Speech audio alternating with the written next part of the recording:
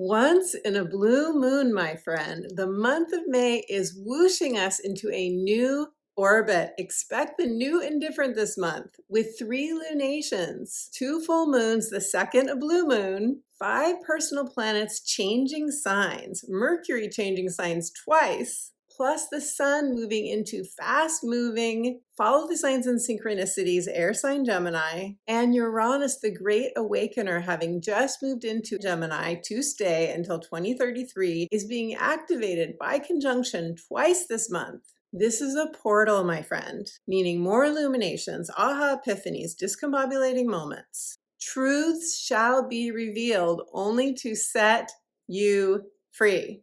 We are now in the new timeline for sure.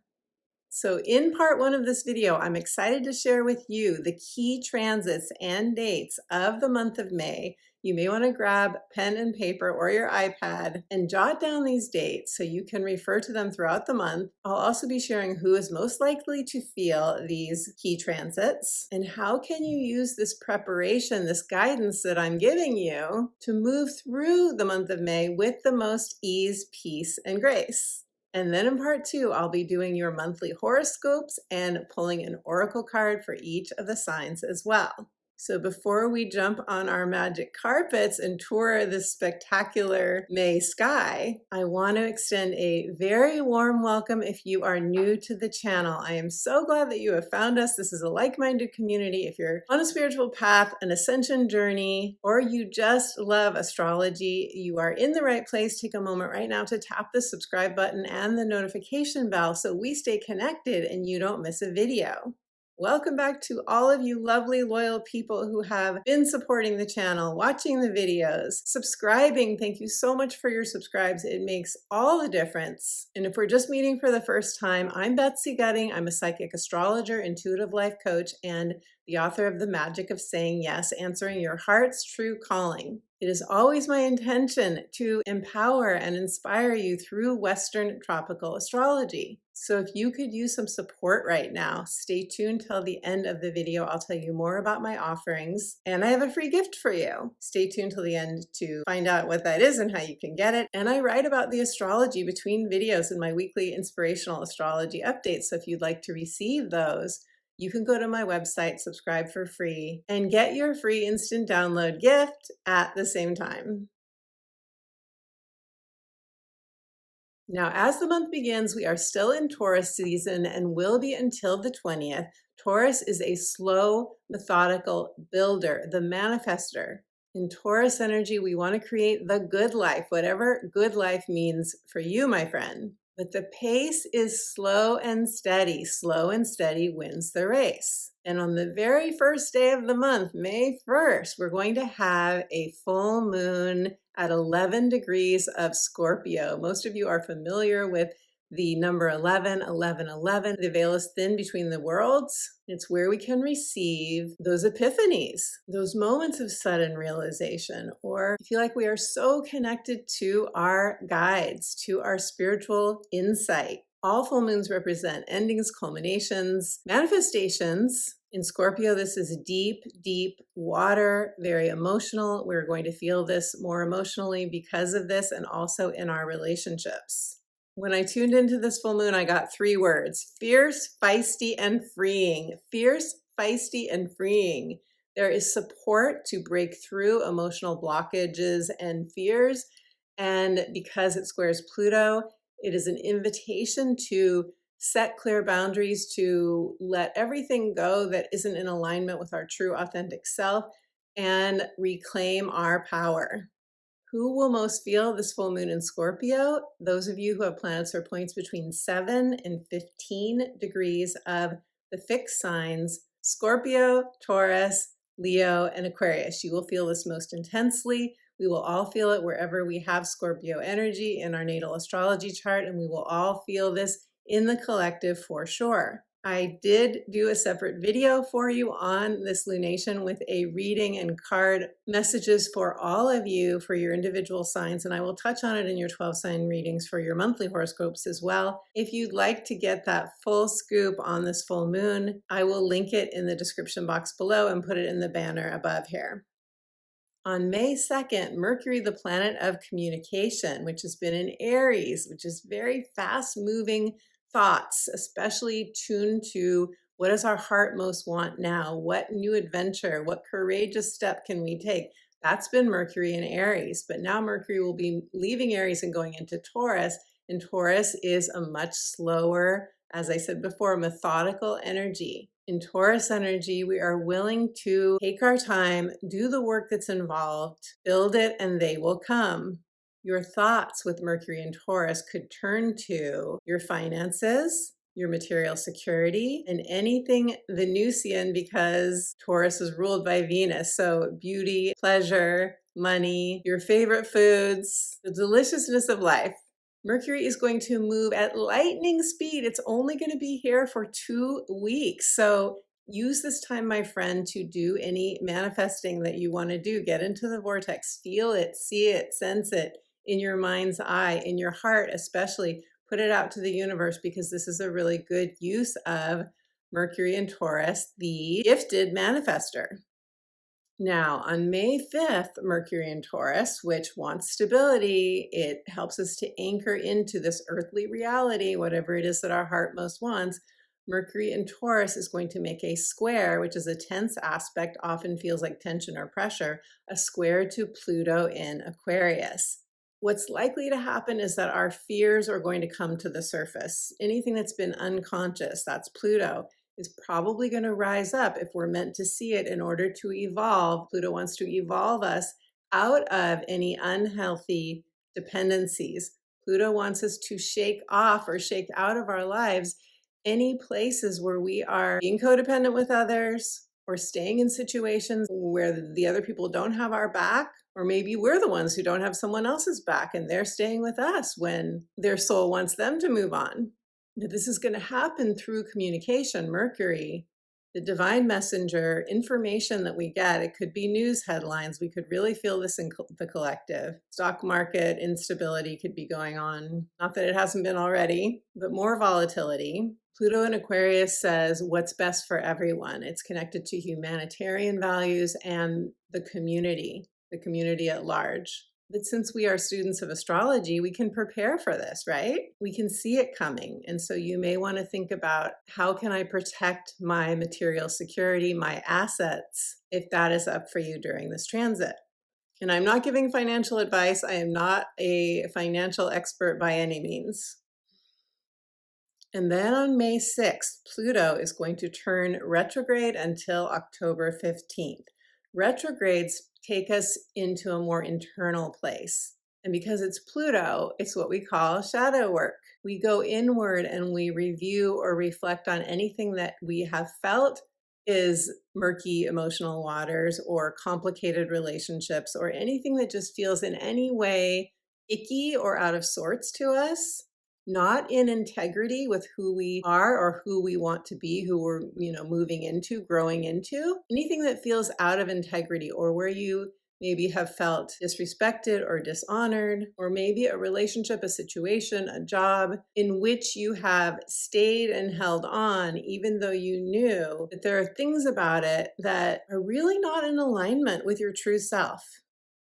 Between now and mid-October is when we are meant to do that emotional healing, clearing, especially releasing fears around, well, if I leave this, what's going to happen? Pluto always wants us to take back our power, is always a proponent, actually it's more of a mandate, to set clear boundaries. Just say no to the crumbs if what your heart truly wants is the whole cookie, my friend. Now, May 10th to the 14th is a bright spot of the month, and I'll tell you why. It feels wonderfully productive to me. On the 10th, the Sun in Taurus is going to make a sextile to Jupiter in Cancer. The Sun is our life force. The Sun is, just as we see it, it's this bright, luminous ball in the sky that warms our skin and that gives us life and gives us our mojo, right? The Sun is going to make a harmonious sextile, which often brings an opportunity or a solution, a creative workaround, something tangible that comes into life, comes into reality. The Sun is going to do this wonderful, tangible, beneficial dance with Jupiter, the planet of expansion, in Cancer. Now, what does Jupiter in Cancer want? It wants those feel-good feels. I love you. Do you love me? We love each other. I mean, that's Jupiter in Cancer. Jupiter in Cancer wants to know that we're all one big happy family, that we care for each other. It loves nurturing. Jupiter in Cancer, it loves to be nurtured. So during this sextile, which all of these transits that I'm talking about, you could feel them a day before, the day of, or the day after. So around this May 10th time, take the initiative. We have to do that with a sextile. It's a wonderful opportunity that may be on offer for you if you are willing to take the first step. It could bring you those Jupiter blessings, feeling expanded, feeling hopeful and optimistic, and satisfying your heart with Jupiter in Cancer. And just 2 days later, Mercury in Taurus is going to make its sextile to Jupiter in Cancer. So I love this. First it's the Sun, then it's Mercury. And as I said, with Jupiter, these are the really good feelings that most of us want to have, those feelings of there are people who care for me, they have my back. Or maybe it's about your home, Cancer, home, family, emotional security. Maybe it's about your home, that feeling of, I feel that my home is a sanctuary. I feel held. Jupiter in Cancer wants to feel held, and it helps us to feel held. I feel held in my home, or I feel held within my connection to the divine. Whatever your need for security is on an emotional level, this could be expanded through Mercury. And what does Mercury bring? Conversations, information, divine downloads. And ultimately, this is about an opportunity or a solution, or again, something tangible coming into your reality. And then on the 14th, the Sun is going to make a conjunction. The Sun is going to meet up with Mercury, the planet of communication, and giving us that clarity. We call this a Mercury cazimi. It is known for those epiphanies and that clarity that we've been seeking, getting the answers that we have wanted. And so this is really good news if you have felt in the fog and you really need to know an answer to a question, or you're asking for your next direction. And you're going to feel this in the Taurus area of your chart, which I'll share with you when we get to the 12 sign readings, where the house of Taurus is in your natal chart. On May 16th, we're going to have a new moon in Taurus. This is solid, dependable, steady going earth energy. We could all use the stability right now. I get the image of us putting down roots, the roots of a tree. Whatever makes you feel more rooted, my friend, this is the time to be doing that. New moons are always about reflection, going inward. The moon is dark in the sky. We can't see it. So it's a time sometimes when we can feel a little bit lost. We can feel like, where is the bright light? Where's the bright light that we get with a full moon, for example? But a new moon is often a time of stillness. And so we are guided to go into stillness, to, connect with our heart and get clear on what is it that we need right now, which often comes from a sense of what's missing in my life right now, especially in the Taurian area of your chart, which I will share with you in the 12 sign readings. I will do a separate video for you on this lunation like I do for all the new and full moons, but know that this could be for you connected to any Venus ruled areas such as money, currencies, material security, self-worth, deserving, your possessions. Taurus energy can play out in extreme weather patterns, everything earth-based. This is a good time for planting a literal garden, getting outside as much as possible, maybe bringing a plant or two or some herbs into your home. And it is happening at 25 degrees and 57 minutes. So basically 26 degrees. It is conjunct Mercury, the planet of communication, and it is also making an out of sign conjunction to Uranus, now in Gemini. And I count these out of sign conjunctions because in my experience, we feel them. We can feel them. So this is a lot of electrical energy, a lot of communication, a lot of, I'm getting the sense of our nervous systems maybe being super activated. But there is definitely new information coming to light during this new moon. Who will most feel it? Because it's happening at 25 degrees, 57 minutes, almost 26 degrees. If you have planets or points between 21 and 29 degrees of the fixed signs, Taurus, Scorpio, Leo, or Aquarius, you will feel it more personally and intensely. And also, if you have planets or points between 0 and 1 degree of the mutable signs, Gemini, Sagittarius, Pisces, or Virgo, you will also feel this new moon more intensely. We'll all feel it in the collective, and you will feel it, my friend, regardless of having planets or points at the degrees that I just mentioned. You will feel it in the Taurus house of your natal chart.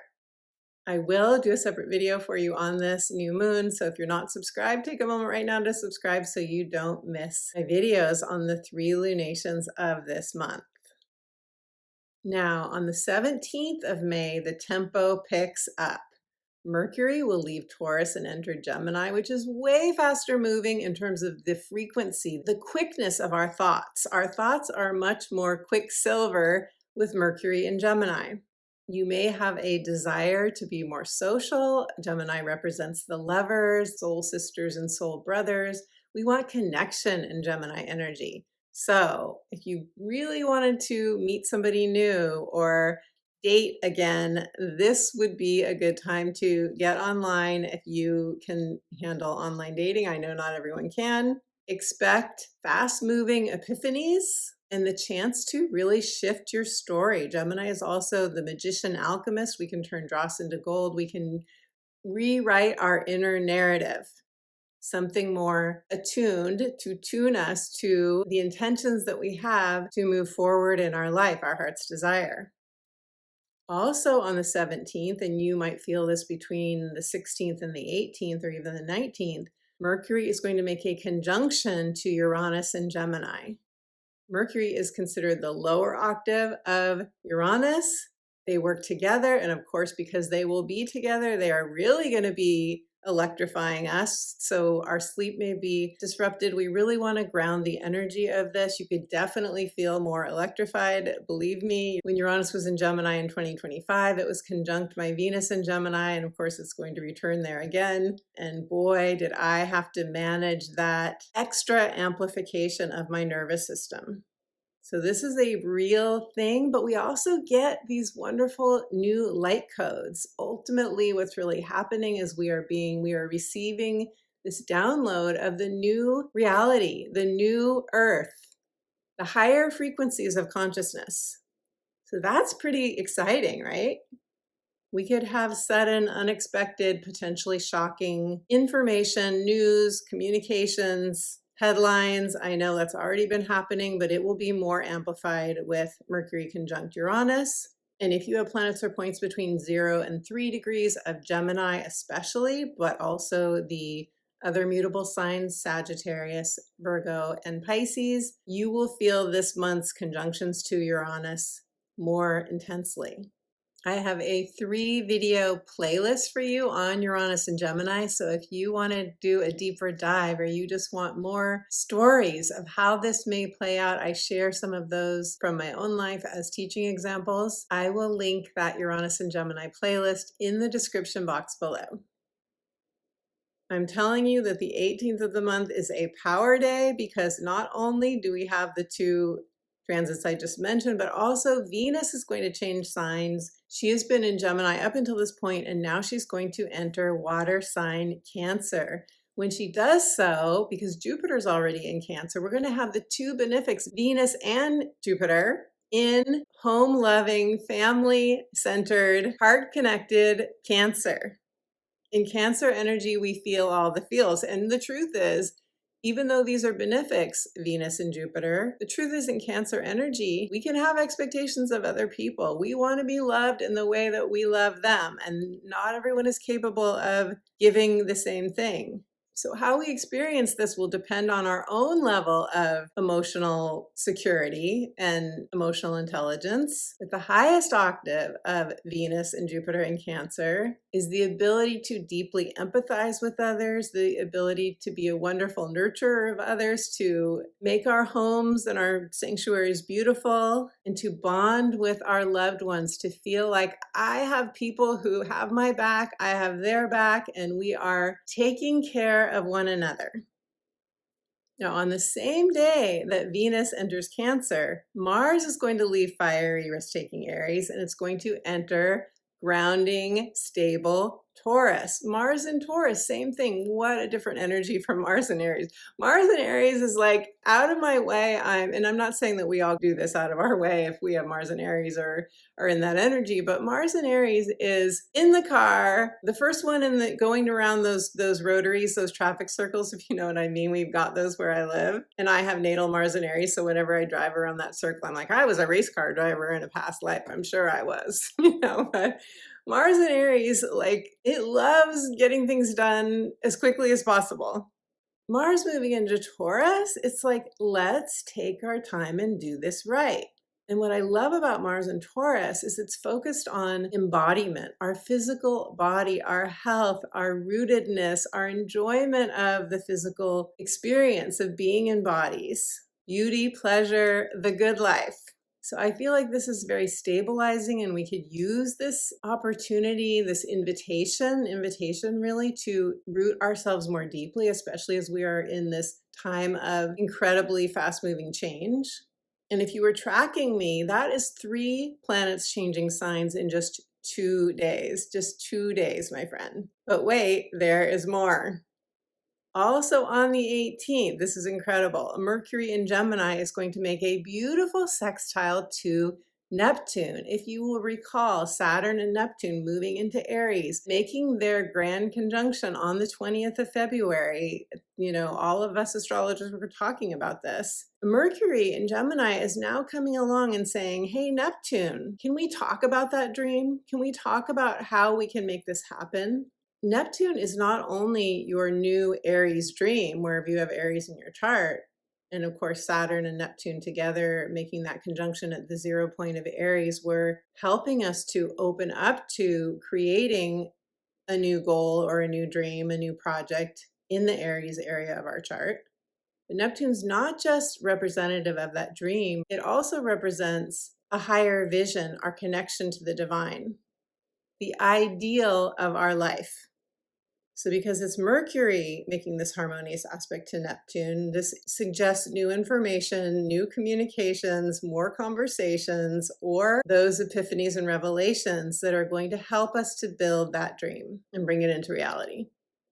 And also on the 18th, you can see, I think I called this a power day. If I didn't, it's a power day. It's a power day. Also on the 18th, Venus in Cancer will make a beautiful harmonizing sextile to Mars in Taurus. So remember, Mars in Taurus is helping us to gather the resources and to maybe make a plan or to figure out how can we make this dream that we came up with, or this vision or this new direction. And don't worry if you didn't come up with one yet. Some of us are still getting a sense of what we most want. But if you know what it is that you do want, and it could just be how you want to feel. If you know how you want to feel differently than perhaps how you feel now, Venus in Cancer, which wants to feel emotionally secure, wants to feel held by the universe, by home or family, by whatever she attaches to emotionally, Venus is harmonizing with Mars and Taurus, which is going to help us to make it real. The resources, we're thinking about resources. So this is more support, of course, especially for our creativity, because we're talking Venus, Mars, Venus, the divine feminine, Mars, the divine masculine, working together to materialize our vision or our dream. It's a sextile, so this can be another step in the direction of making it happen or building it, Mars and Taurus. On the 19th, Mercury is going to make a lovely trine. Trines are the best aspect we can get. There isn't anything proactive necessarily that we have to do. A trine tends to just happen, and we're in the flow of it. Mercury, the planet of communication, information, our divine downloads, our automatic writing, journaling, talking to close people or talking to people we trust. Mercury is going to make a beautiful trine to Pluto in Aquarius. So Pluto being a heavy hitter, and I don't like to use that word hit. When I say heavy hitter, what I mean is Pluto being, I call it the great detoxifier. Pluto is power. With Pluto and a trine to Pluto especially, it's passion and power. And when we have a trine to Pluto, we usually know, we're very clear about what old patterns we're not going to go back into. But Pluto, even a trine to Pluto can show us or have us recall how we would have responded before and how we know better now. And so we're going to respond differently this time. For example, if in the past you have ignored your finances, or maybe you haven't saved money, even though you really do want to in the future have some sort of retirement fund or vacation fund, or, saving for a new car, whatever it is for you. Say in the past, you haven't really focused on that, but you realized you weren't doing yourself a favor by ignoring your finances, and now you're doing it differently. Mercury trine Pluto is perhaps giving you new information or communication that's going to help you to do that wealth building, whatever wealth is for you, going forward. Or maybe you're breaking free from an unhealthy habit or some sort of dependency. This is going to be really empowering for you to do that as well. So I just shared with you 3 very empowering, harmonious transits happening between the 18th and the 19th. And to take full advantage of this wonderful flow of energy, we want to be open to intuitive guidance. Keep our ears and our spidey senses open to what other people are saying as well, and act on that inspiration. Whatever is pinging for you, my friend, whatever is saying, ooh yeah, I'm doing that, or that would be amazing. Whatever is really sparking you, this is the time to really take advantage of that and just take one step in that direction. On the 20th, the sun is going to leave Taurus and enter Gemini. Gemini is faster moving energy. Gemini needs intellectual stimulation, a certain amount of interaction with others, or at least to go sit in a coffee shop and be around other people's energy. At least that's what my Gemini sun needs if I have been in hermit mode for too long. The sun entering Gemini is an accelerator of energy. Already we have Mercury here. Mercury already made its conjunction to Uranus earlier in the month, and now the same is going to happen between the sun and Uranus. We're going from Taurus's very earthly, grounded, slow and steady wins the race energy to Gemini. Let's get this party started. Girls just want to have fun. There are places to go, people to meet, money to make. Now, on May 21st, Venus in Cancer, she is going to make a square, which is often felt as tension or pressure, but it gets us into action, it gets us moving, a square to Neptune in Aries. Remember that Neptune represents the ideal. It represents that vision or that dream that we were in February, some of us, and all of us will be at some point during this Neptune transit, which lasts a good number of years. So if you haven't been sparked already, don't let that worry you. It might take time for you to be activated by this transit. But regardless, in the collective, we're all going to feel this. And this is Venus in Cancer. Again, that love for coziness and emotional connection and feeling held, comforted, nurtured. Venus in Cancer is going to make a tense aspect to Neptune, representing our dream or our new vision. So what is this asking us? It's saying, does your Neptune and Aries vision bring you the emotional security that you really need? Or will it bring you that? It's really asking us to look at our emotional needs and not rushing too fast into our Aries, I've got to make this happen now, making that new dream a reality, not to go so fast that we override our emotional well-being in the process. May 22nd to 24th are power days. First of all, on the 22nd, and this is double twos for energy, we need a structure. This is a master builder number, 22. On the 22nd, the sun in Gemini will make that conjunction to Uranus in Gemini.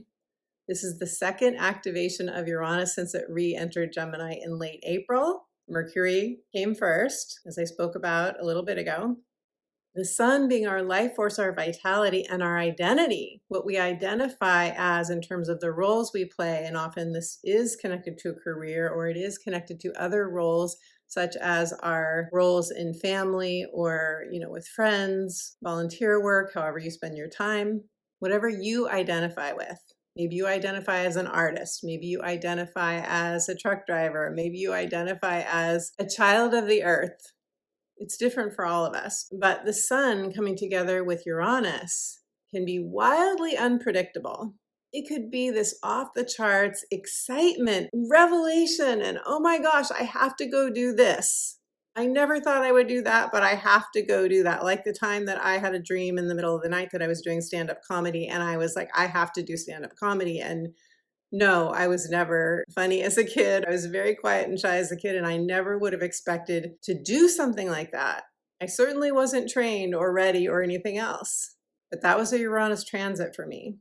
And Uranus, if it's time, if our soul says it's time, because this is all about our soul's plan, our destiny. If it's part of our destiny, Uranus will pick us up and put us down in the place that we are meant to be, even if it means you start hanging out at open mic nights. I know that sounds crazy, but Uranus will take us into moments or places or situations that do feel foreign to us, that do feel surreal, that do feel like, how did I get here? I can't believe I'm doing this, or I can't believe this is happening to me. And sometimes they are very difficult situations. So I want to acknowledge that. You know, it's a Uranus moment if it is sudden, if it is was wildly unexpected, if you couldn't or wouldn't have ever thought that this would happen, that's Uranus. With the sun making a conjunction to Uranus, some of us are going to get a moment of, I want to reinvent myself, and this is what I want to do. We could get a wake-up call that reminds us we have to protect our nervous system. Our nervous systems are really being activated with Uranus and Gemini.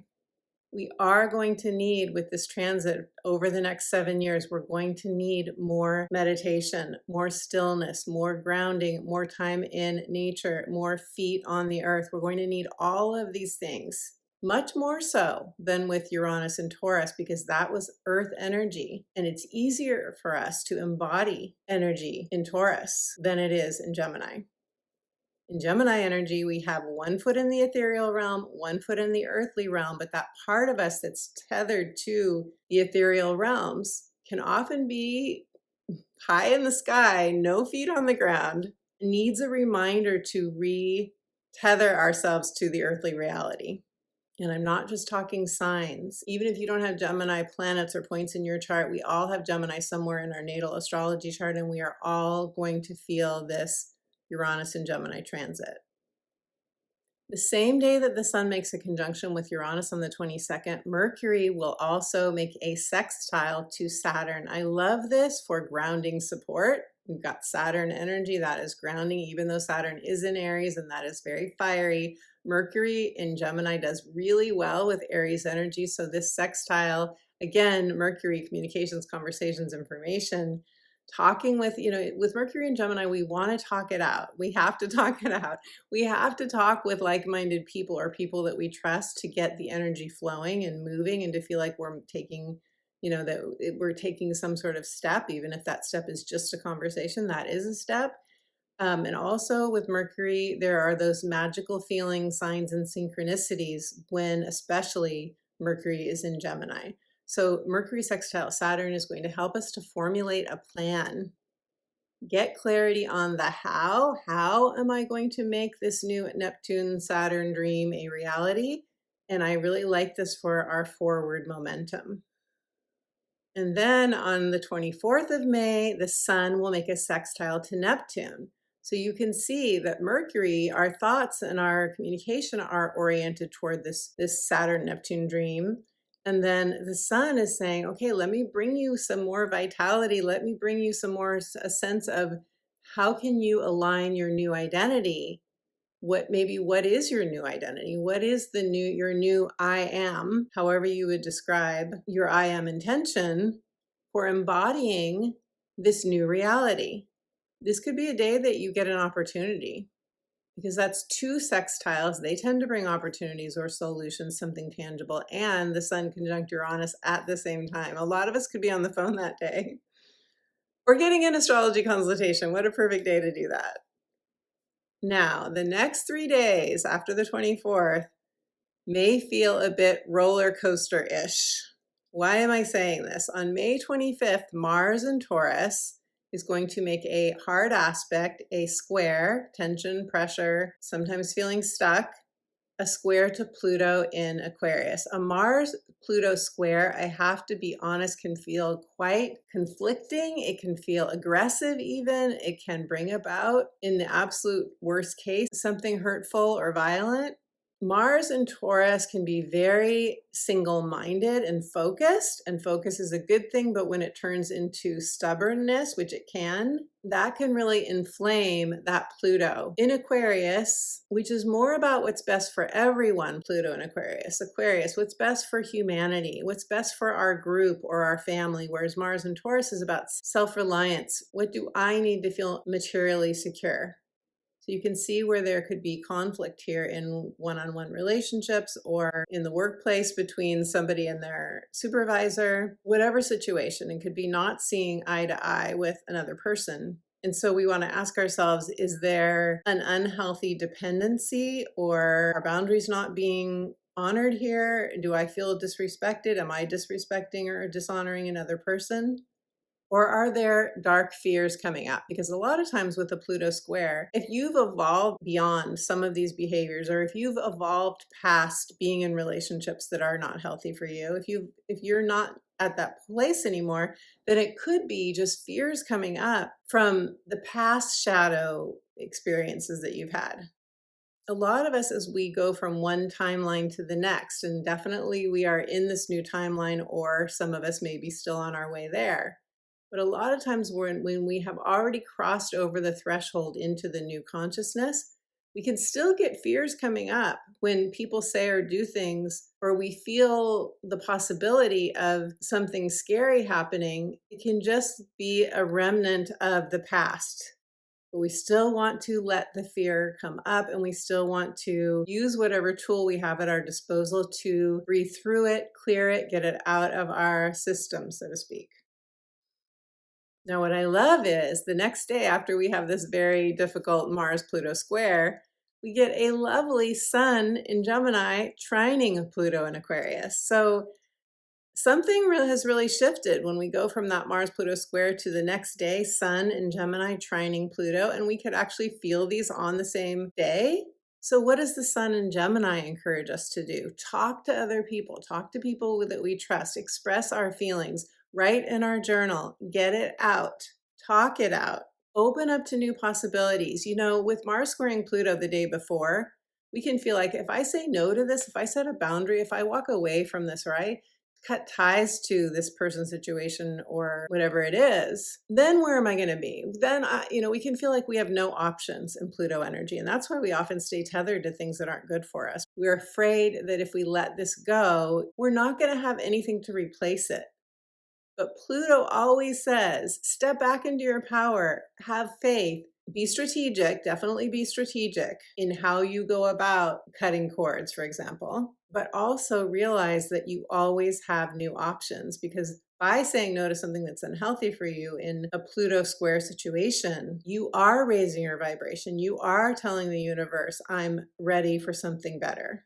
So the Sun trining Pluto the next day feels to me like other possibilities and options are coming into our mind, or our phone is ringing, or we're getting an email. It's high energy, it's very passionate, it could be a romantic or sexual connection, but because there's that trine to Pluto, we want to say no to anything that feels complicated or murky. And yes, even with a trine to Pluto, sometimes that's setting a clear boundary as well, while we're having fun, while we're saying yes to the passion that is aligned with us, but doing it in a way that is honoring of who we are now. On May 28th, Venus in Cancer, blessings, good fortune, comforts, nurturing. She is going to make a tense square to Saturn. And the way I translate this is, if this new dream or vision in Aries is not giving me the good feelings or the sense of all my emotional needs are going to be met by this new dream or vision, then I need a new plan, Saturn. This is a check-in point. It could be a delay. It could be a feeling like, oh gosh, I have to go back to the drawing board, and I know that would suck, but You know, a square is wisdom sometimes for us. Saturn can be the elder or the advisor that we connect to. It's wisdom that says we want to do this differently so that it's supportive. Because in Saturn energy, the idea is that we are building a solid, sustainable foundation that's going to be enduring. It's going to hold us, Venus in Cancer, it's going to hold us emotionally and meet those deep, deep needs for feeling safe and rooted and cherished, Cancer, for the long run. Or it could be a nudge to let yourself have that almond croissant. Venus in Cancer loves her comfort food. You might want to ask yourself, what does my physical body, my heart, my spirit need in terms of affection, empathy? Because those needs have to be met by that long-term Saturn goal or plan as well. And finally, my friend, we are going to end the month with a second full moon, our blue moon in the fun-loving, truth-seeking fire sign of Sagittarius. All full moons bring endings, culminations, full circle moments, or manifestations, something blooming. Sagittarius is the sign of the philosopher, but also being on a quest, the quest for something inspiring, something bigger than us, something that takes us into new horizons, new scenery. It opens up our world. It can be awakening for sure. It often brings us such enthusiasm, such a sense of now I know, now I can see. I was blind, but now I see. It can bring us that to the extent that we're like, I have to share this with other people. I want to inspire other people with what I've learned. Let me share my truth with you. So this could be a very enthusiastic full moon. And what I love about this full moon is that it harmonizes with a sextile, a full moon sextile to Saturn. This is grounding. And this will likely give us some clarity on how we can make that Neptune-Saturn dream real. It's a sextile, so it could also be a solution or an opportunity, something tangible that is moving us forward. So who will most feel this full moon in Sag on the very last day of the month, our blue moon? It's happening at 9 degrees, 55 minutes, almost 10 degrees. So those of you who have planets or points between 5 and 14 degrees of the mutable signs, Sagittarius, Gemini, Pisces, or Virgo, you're going to feel this most personally and intensely. You will feel it regardless wherever you have Sagittarius energy in your natal chart, and we will all feel it most likely on the collective level. It feels very bright, beautiful, inspirational to me, this full moon. So because the month of May is taking us into this brand new territory and Uranus is going to really be activating us, and we've got lots of grounding Taurus earth energy showing us how we're going to make this new dream that started way back in February, this new dream in Aries, real.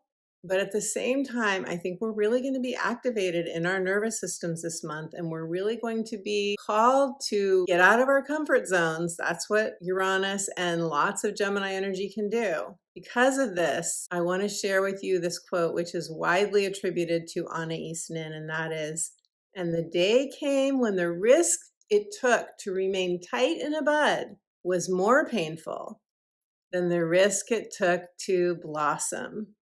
Here's to blossoming and sharing your true colors, your diamond self with the world, my beautiful friend.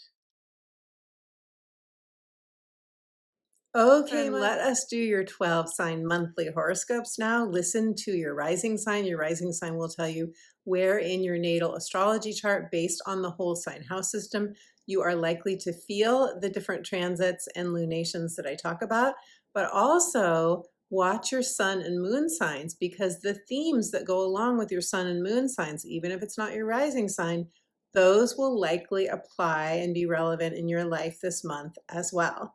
And of course, I'll be pulling an oracle card for each of the signs, so you'll get your 3 oracle card messages if you watch your sun, moon, and rising signs.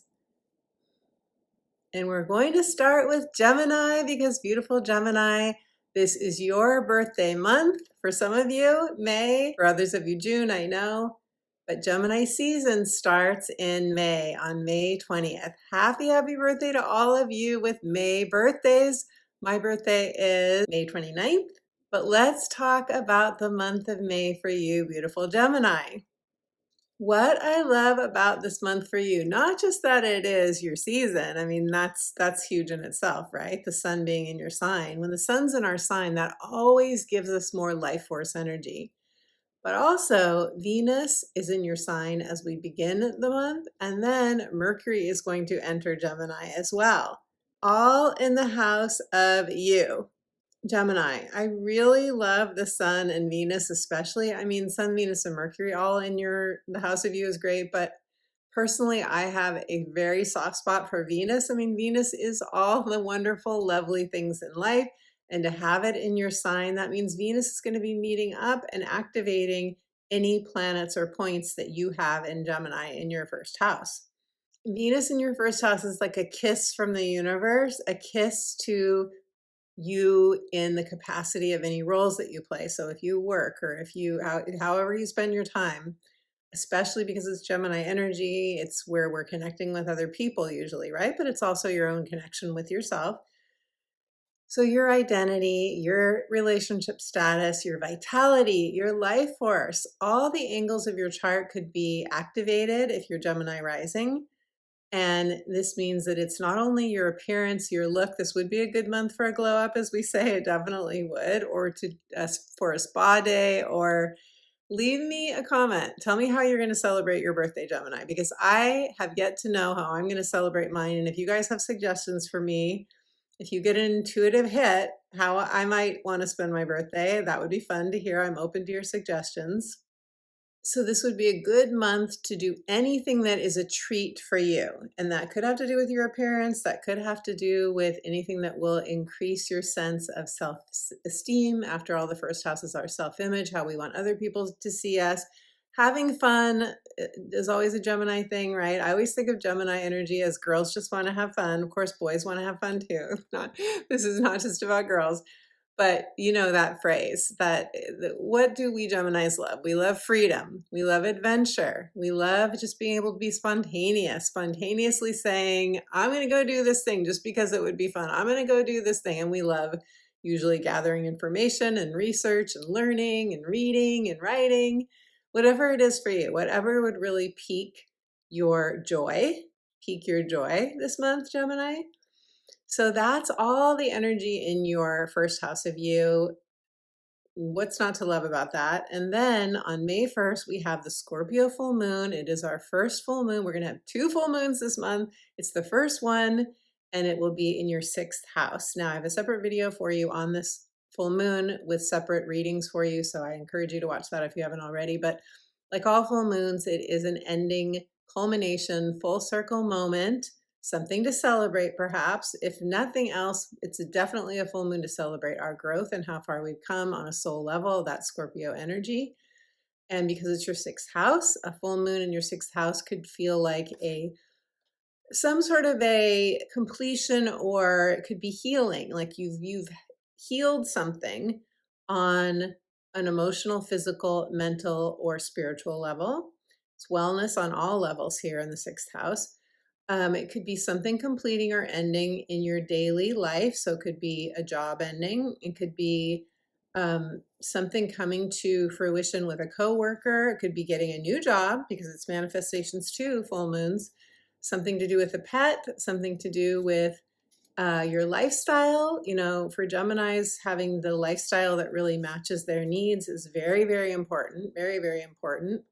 And this is your daily routines and schedule. So likely you have been working on your sort of managing your energy and what your daily routines look like and how you can have the lifestyle you want, Gemini. But a full circle manifestation kind of, or ending, completion, full moon here means that something is shifting or something's coming to your awareness or something's being illuminated in these areas. A health thing could be illuminated. That could be it too. Or you could be celebrating that you have finally, gotten the strength that you wanted to create in your body, that you feel good in your body, or maybe you're dropping weight, or maybe you're gaining weight. It's different for all of us, but you get the idea. Then we have, I'm just going to start shuffling while we talk because I love being in your energy and shuffling and kind of getting the cards aligned with you, Gemini. So then we have on the 16th, just checking we're still filming. Yes, we are. On the 16th, there is the Taurus new moon, and that's going to be in your 12th house. So new moons are always reflective. We often get revelations during a new moon. It's planting seeds of intention in your 12th house. It's your mystical self. I love how the light's just like coming over my eyes right now. That's mystical in and of itself, right? This is speaking to this new moon, speaking to your inner mystic, your subconscious mind. We often are invited by a new moon in the 12th house to reprogram our subconscious mind, to be very aware of our thoughts. To Gemini, you are such a magician with your thoughts. You know, you create your reality, positive or negative, with your thoughts, right? Not to blame anyone for their reality, believe me. If I did that, I mean, I would be down in the dumps with all the challenges I've had in my lifetime. So no, like we're all learning, we're all growing. And I do think that I don't want to go deep into this topic because we could talk about this topic for a long time, but there is that idea too of karmic soul lessons and things that, you know, how much we all have free will, but how much we're actually in control of in terms of what goes on in our life, what happens in our life, especially the hard stuff. We can all have our theories on it, but I don't think any of us truly knows until we get to the other side. So what matters is compassion, deep compassion for anything that we go through, and to take the gifts and the lessons and hopefully share them with others. And that's something that you're really good at, Gemini. You're really good at sharing what you learn. Geminis love doing that, right? Especially if you've gone through hard stuff, sharing what you learn. Maybe that's a message to someone of you or more of you. So with a new moon here, maybe you want to start a spiritually based business. Maybe you are increasing your psychic abilities. Maybe you want to do more channeling, automatic writing. Maybe you're writing a book. Maybe you're writing a book on your own spiritual awakening, or your own just things that are coming to you. This is really interesting to me. Right before I started recording the video for May, my daughter was texting me. She just wrote a children's book and published it and has a Kickstarter on it. It's called Dream Garden, and it's to inspire children to, you know, follow their dreams. It's so beautiful. But she also told me she was starting a new book, book of poetry based on all of her past experiences. And it inspired me. Hearing that, I was like, oh my gosh, maybe I want to write another book. And I have, for so long, I felt like I don't have the inspiration to write another book. So that's, you know, I always trust what comes through me when I'm doing these readings. And you know, Geminis most of us are very adept at using words, whether it's through writing or speaking or teaching. So that may be a nudge from the universe, a sign for one of you or more of you. Now, the new moon is also a good time to release self-doubt and self-sabotage. So if there's anything that you want to do, especially with this new Aries dream, Neptune, Saturn, Aries dream that we've all been, you know, I've been talking about in my videos for a long time. Saturn and Neptune came together in Aries in February, and we really are being activated with that Aries new moon we just had in April, super activated to say yes to a dream. But Saturn and Neptune are also requiring us to shed the fears that come along with stepping into a new self and a new direction, right? That's very Aries, the hero's journey. There's always something that we have to release and let go of when we're doing something in Aries energy. It's beyond our current limitations. So I bring this up because maybe there is self-doubt or fear that will arise for you, or has been arising, that you need to move through in order to move more into realizing and bringing into reality your Aries dream. And I think this new moon time would be a really good time for that, given that it's happening in your 12th house. Now, yay, the sun is going to enter Gemini on May 20th. And I already mentioned how it's in your first house. So it has to do with your roles, your identity, how you see yourself, your look, your appearance, your self-image, self-love, and so on. And your vitality, definitely health in the first house. The sun will make a conjunction to Uranus. Actually, Mercury and the sun will make conjunctions to Uranus. I go into that at more length in part 1. But Geminis are really going to feel this, especially if you have planets or points in the early degrees, very early degrees, maybe even like 0 to 5 degrees, because it's a conjunction and that's a wider orb. But when the sun conjuncts Mercury and Uranus this month, of course, you probably already know the drill. Expect the unexpected. It's a new opportunity, or it's a lot of excitement, or a nervous system overload, or something that could be something difficult. It can go either way with Uranus. You could feel really rebellious, lit up. You could feel awakened. You could feel like something is in your face and you have to deal with it. And you never ever would have expected that to happen. So I have so much compassion for you. If anything happens, it's really difficult. But I also know that ultimately, and this is what we have to keep in mind, is that Uranus wants to free and liberate us. It wants us to break us free of stagnation. It wants us to align with our authentic self that much more. And eventually, when we get out of, if we do have some sort of a crisis, when we get out of that crisis, we will then be able to look back and see how it was a gift in strange wrapping paper, as my colleague, Darren Wiseman calls it, I think so artfully. I love that phrase. On May 31st, you'll get a Sagittarius full moon in your opposite house, your 7th house of manifestation, which is connected to committed partnerships, all relationships, business, romantic, best friendships, mutually reciprocal relationships is how I see the 7th house. So a full moon here could be a new relationship blossoming, blooming, lighting up your sky, beautiful gem. It could also be a relationship ending, I have to say that, or it could just be your own partnership with your soul, with yourself, or with somebody else where you see a truth illuminated, you see the light, and I think it's going to be a beautiful, inspiring full moon. I'm excited about the sextile to Saturn that I talk about in part 1 of this video. I think that's going to be very grounding and help us to create a plan or, a solid foundation for what we most desire in the Aries house of our chart. Let's see what the cards have to say for you, beautiful Gemini. How are you sensing and feeling this month of May? I know if you're watching before the month begins, maybe, I don't know. You guys are very psychic. I'm sure you're feeling it. It feels sparkly to me. Geminis love sparkly.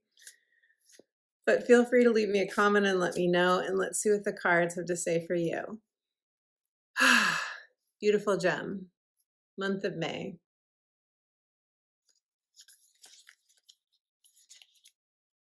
Oh my gosh, this card so reminds me of Gemini, and you're going to know I'm going to tell you when I show it to you, but the image too. It's called the card is called the Crown Games, Right Use of Power. Check it out. The hands, Gem. Geminis are connected to the hands, to the shoulders. What I love about this card is, first of all, right use of power, that message, that's self-explanatory, right? It's saying, be in integrity with how you use your power, or hold someone else accountable for how they're using their power if you feel you're not being honored or respected. Crown Games. To me, it's all gold, it's abundance, there's full of shining golden light in this card, but it's also saying that if you want to step into your spiritual royalty, so to speak, then you have to be in integrity with your soul. And that can mean you can't ignore something that's off for you, whether it's in a relationship or in a situation or within your own self. You have to take care of you. You have to be attuned to who you are now versus maybe who you were before. It's a number 8, and the 8 is the number of power, the number of material security, and also deciding. Some of you may need to make a decision about what you need or a next step to take, and to know that you are a leader in your own right, whatever leadership means to you. When I think of this spiritual royalty and the crown, I think of you stepping into the highest level of abundance, receiving, feeling free to be true to who you really are. Gemini, if you want to claim your spiritual royalty or anything else that you want to share about this card, I would absolutely love to hear. Leave me a comment, let us know. Taurus. Hello, beautiful Taurus. Happy birthday to those of you who have May birthdays, Taurus. A lot of this month, the first 20 days is in your sign. So that is really, really lovely. I love birthday months. I love birthday months. Okay, Taurus. What I especially love for you is that Venus, your ruling planet, starts out the month in Gemini in your second house. So think of it this way. We already had Venus in Taurus, right? That was a big part of April. Then at the end of April, Venus moved into Gemini. Venus will be in Gemini for quite a bit of this month. It moved from the first house of you, which gave you probably a lot of kisses from the universe, to your identity, to your physical appearance. You probably felt beautiful. I hope you did in the month of April. Now it's moving on to your second house, which is your earned income, your self-esteem and self-love, your sense of deserving, material security. All of the second house is in the big zodiac, traditional zodiac. It's connected to your energy, Taurus. So to have your ruling planet transit the second house, which is connected to you in the larger zodiac, that's can be very fulfilling for you. Usually we get some sort of an increase, or if not an increase, a sense of all of my material needs are met. Maybe you have more money coming in this month. Maybe you're selling things, or you're able to buy something that you've been wanting to buy. You're just feeling like, abundant. I think you're going to be feeling abundant this month.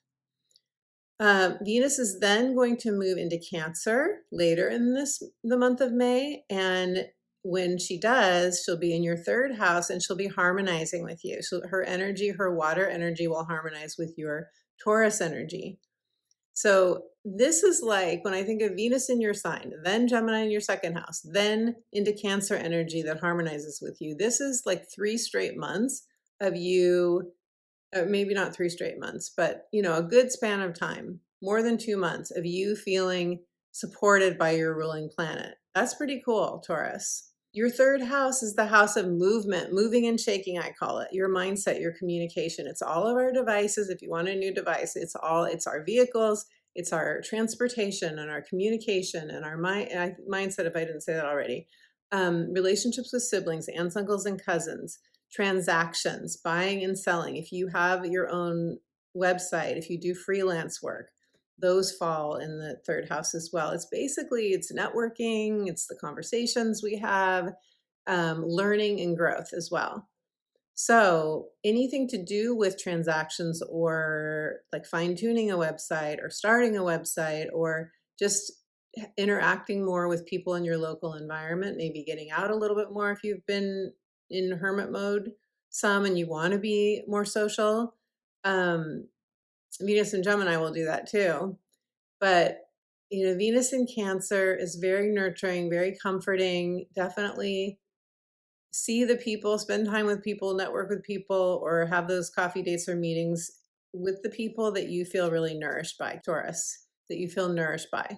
You can comfort them, they can comfort you. I know not all of our interactions are about nurturing and comforting, but in Cancer energy, at the very least, in Cancer energy, just like Taurus energy, loves comfort food, loves, that warm blanket, that hot soup, that I'm getting an image of like a hot coffee with, some of you may like a little bit of liqueur in there with some whipped cream on top, like something really luscious, Taurus, leave me a comment. Tell me what your favorite yummy drink or food is, if you want to share. On May 1st, the Scorpio full moon is happening in your 7th house. So I did a separate video for you on the Scorpio full moon. I also talk about it in part 1 of this video, and I talk about how it squares Pluto. So this brings more intensity in, definitely. It's an ending, like all full moons. It could be an ending. It could be a full circle graduation moment or a manifestation. But because it squares Pluto transiting your 10th house of career, it could be that some a relationship or a situation in work, in career, in retirement, if you're retired, however you spend your time, gets, activated, so to speak, that something comes up within how you spend the majority of your time. Passion and purpose fall here in the 10th house as well. Life purpose expressed. Between that 7th and 10th house, 7th house being partnerships, romantic, business, best friendships, that where you have their back, they have your back. Between those two areas, those two houses, there could be something that comes up in a relationship that, whether it's work or personal, romantic, whatever it is, where you feel, something's out of alignment with integrity, deception, foul play. It's funny, I never say those words, but that came through. Foul play, it can be people. Sometimes at work, there's a power play that somebody pulls because they don't feel in their power. And then, you're feeling slighted. I hope that doesn't happen to any of you. But whatever happens during the Scorpio full moon at 11 degrees, that very sensitive, highly intuitive number, the veil is thin between the worlds, whatever happens, it's either having you reclaim your power and realizing what situations are right for you and what aren't, and then taking action accordingly, or it's showing you where you're already in your power and it's allowing you to feel that much more authentic and true to who you are. Also, Taurus, the first half of this month, Mercury is going to be in your sign. Mercury is going to be in your sign, in your first house.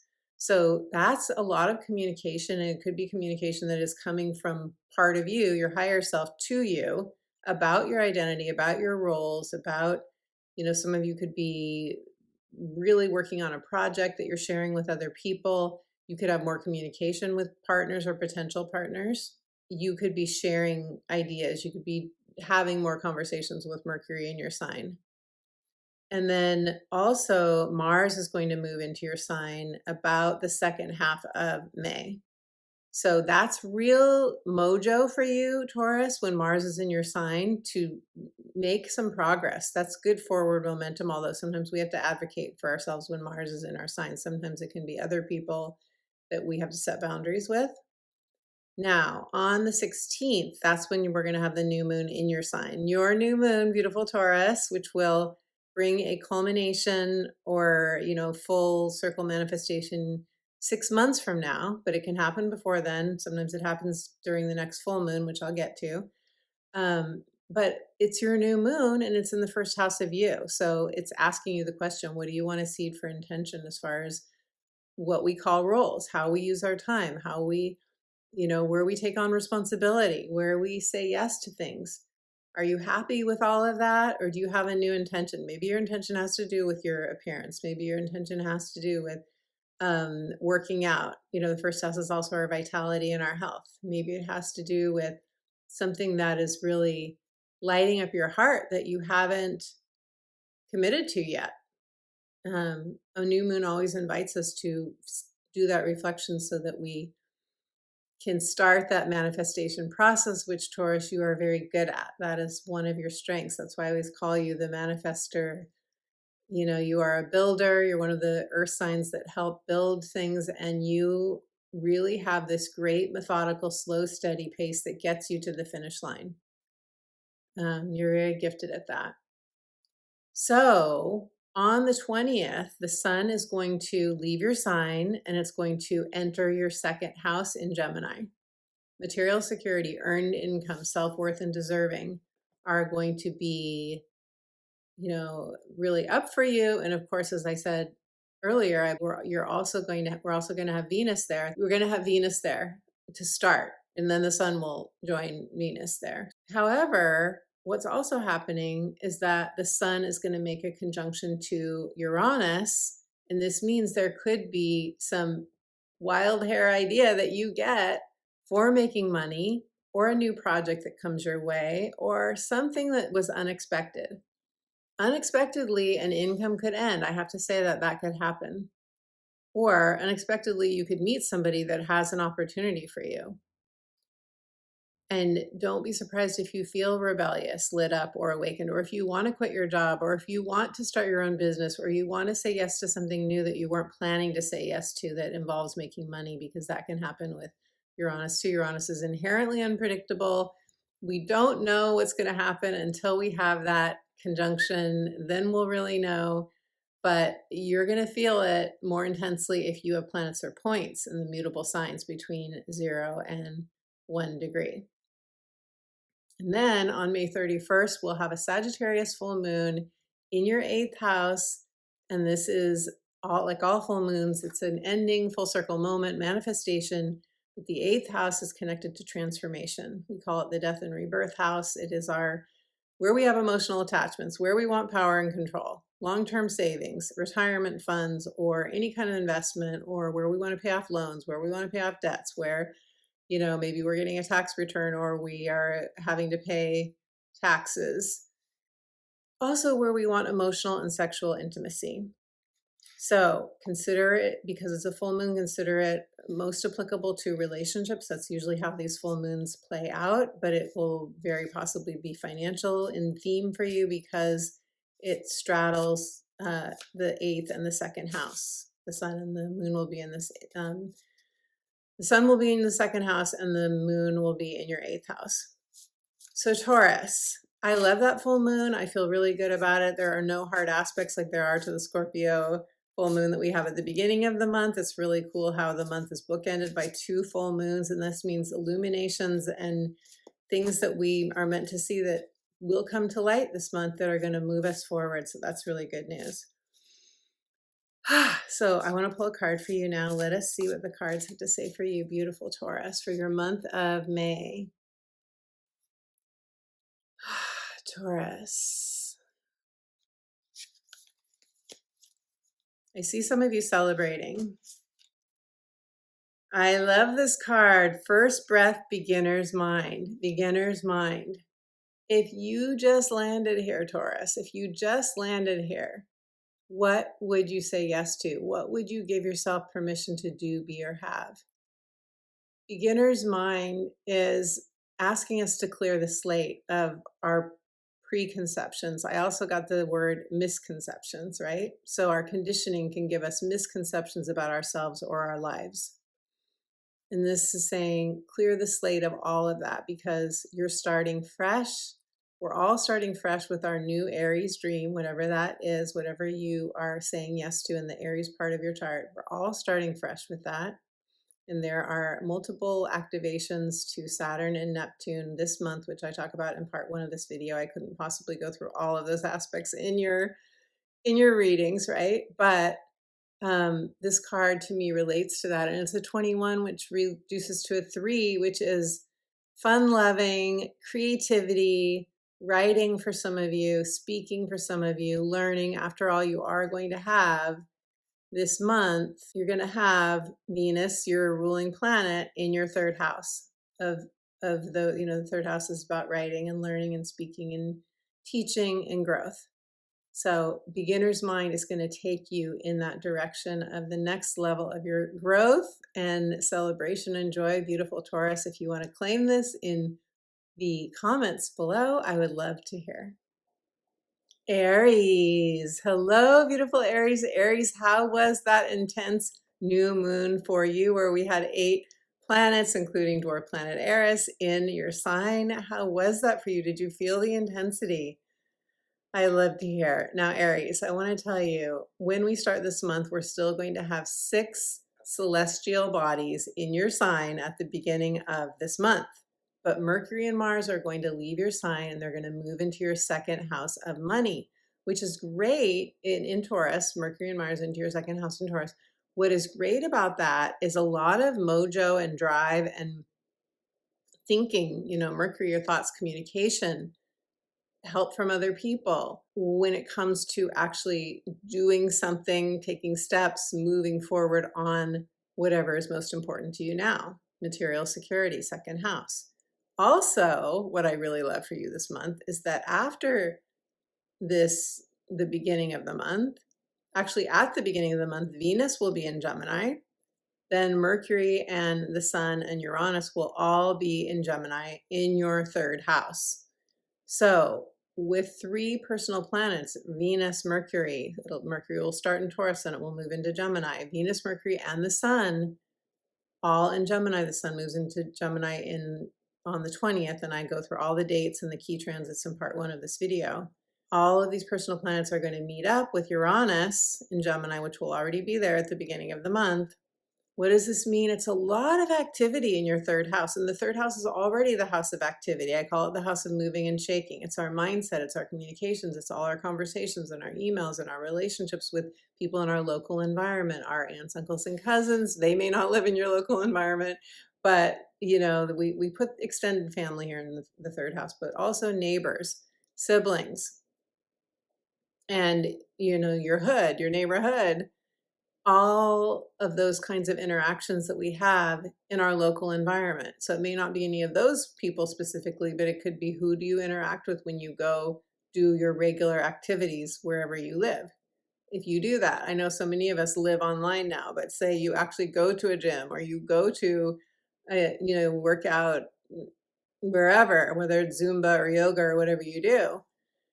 Those are the kinds of interactions that, you know, or even just going to a store, buying groceries, or picking something up somewhere, doing some sort of errand. That can be where the magic really happens. Venus, Mercury, a lot of magical things can happen. Uranus, unexpected moments in this 3rd house. Be aware that your devices and your vehicles are extra charged, because you know the idea of something electrical or transportation related. Uranus is the higher octave of Mercury. Mercury rules transportation. Uranus electrifies everything. So just keep in mind, especially because Uranus is going to be activated this month by Mercury and by the sun, keep in mind that, you know, vehicles, you want to make sure they're in good running order. Like, make sure your car is serviced if you can. Your devices are backed up, all of that, because there's more chance when you've got all of this Gemini energy transiting your 3rd house, especially when we have that conjunction between Mercury and Uranus, and then one between the sun and Uranus, that things can go wonky. But this is the house of learning and growth too, and writing. So you could get some amazing inspirations and ideas and epiphanies that move your life forward, Aries, this month. Yeah, new opportunities, breakthroughs. This really feels like a breakthrough. I think this is going to be a very productive month for you, as long as you take the initiative, because it's sextile energy. Gemini to your energy makes a sextile, and that's, as long as you take some initiative, that's when we see the result of our efforts. If you have planets or points in those early degrees, where at least where Uranus is going to be, but you know, Mercury and Venus are going to move throughout the degrees, and the sun as well. So lots of opportunities, regardless of where the degrees are of if you have Gemini energy in your chart, or your Aries energy that's being activated by the Gemini energy. Now, on May 1st, we have the full moon in Scorpio. It's happening in your 8th house of death and rebirth, power and control, emotional attachments, emotional and sexual intimacy, as well as all the financial, long-term financial stability in this house, the things that we create for stability, such as investments or savings or retirement, you know, nest eggs, loans and taxes. It can be debts and it can be assets. It could be either or both. But the idea of the 8th house is that we want to feel in our power. We want to feel rooted to the earth and not just rely on external things to make us feel secure. And it's a Scorpio full moon squaring Pluto, so it's going to bring up any insecurities or fears that we have, so that we can become aware of them and release them, so that we can move forward. It can be a manifestation too. It doesn't just have to be an ending. It can be something you're celebrating. You could be celebrating your soul growth to this point. And then on May 16th, we're going to have a new moon in your 2nd house, Aries. So a new moon in the 2nd house is having you reflect on your earned income, your overall material security, your self-worth, your sense of deserving. What do you need to feel materially secure? Do you feel good about that? Are you happy with how you're making money? Are you feeling, you know, internally strong about your material well-being? Or is there any change you want to make? Are there new intentions that you want to see? Do you want to upgrade your life? Do you want to, there's lots of different things that we could do in a house that involves our earned income and our self-worth, right? So it'll be different for all of you. You will reflect on that. You will plant those seeds of intention, or at least I encourage you to do so. And then on May 20th, the sun will enter Gemini.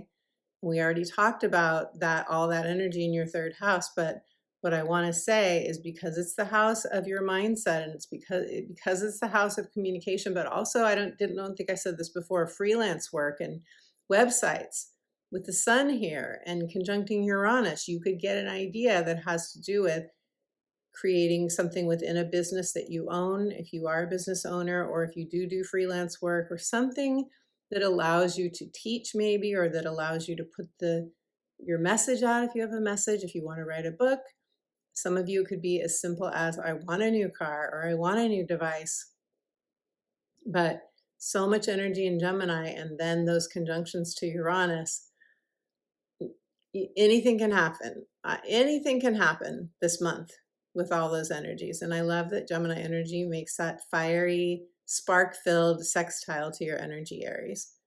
Finally, on May 31st, a Sag full moon, Sagittarius energy trines your energy. So beautiful. I think you're going to love this full moon. It's in your ninth house. The ninth house is expansion. The ninth house encourages you to have an adventure, which you love, Aries, which you need. You need passionate adventures. So this could be a really good month to do that. It's the very last day of the month, this full moon. Some of you may want to start a podcast. You may want to publish something. You may already be doing that. You may already be doing some sort of broadcast, videos, radio show, something like that. Do they even call it radio shows anymore? Is it just podcasts now? I don't know. I had a radio show years ago. Years ago, I had a radio show on the platform 12 Radio. I did it for a couple of years. I really loved it. It was called Just Say Yes, my book, The Magic of Saying Yes. But it was an online radio program. So it was like a podcast, but I took calls and I worked with, I helped people over the phone. I really loved it. So I don't know why that came up. We were talking about radio versus podcasts. I don't know why that came up, but maybe some of you want to do something like that. Maybe you're ready to step out a little bit more and show your love for the metaphysical, your love for whatever you would want to talk about, whatever you want to share, whatever your enthusiasm is, Aries. You have wonderful enthusiasm. You have a very I love your risk-taking heart. I love your courage. I love the fact that you're willing to try things that you haven't done before. It's a real strength. It is a real strength. And if you are in any sort of lawsuit, or you are counting on justice, whether it's karmic justice or actual justice, the ninth house is connected to balancing the scales. So you may get that during this full moon too. Again, it trines your energy, which is the best aspect that we can have. Let's see what the cards have to say for you, Aries. Beautiful Aries. What are you looking forward to in May? Leave me a comment if you'd like to share. And let's see what your message is for May. Your card is, this is very ninth house, that ninth house Sag full moon. It's the transpersonal, the Watchers. I love this card. It is so bold, this card. And transpersonal, what is that? It's when we can observe, we can step back, we can watch what's going on within ourselves from afar. We can become the observer, right? And when we observe what is happening, whether it's anger or frustration or joy or feeling elated, ecstasy, whatever it is, when we are observing ourselves, we're not attached to the outcome. We're not, it's also reminding me of, let me get to it here. Yes, the full moon in the 8th house. You've got a full moon in the 8th house, and then the 9th house. In the 8th house, it's very hard to detach. So this may be your card for that Scorpio full moon happening on the 1st, that is encouraging you to watch yourself, step back. If you get into any feelings that have you wrapped up in identifying with those feelings, rather than identifying, instead be the watcher. when we observe what's happening within us, we're able to detach enough to not identify with it, to let it pass, to let it move through us, and to be that much more in our pure, enlightened, calm, peaceful energy. Beautiful Aries, if anything I shared resonates for you and you want to share it in the comments, I would love to hear. Pisces. Hello, beautiful Pisces. Welcome to your month of May.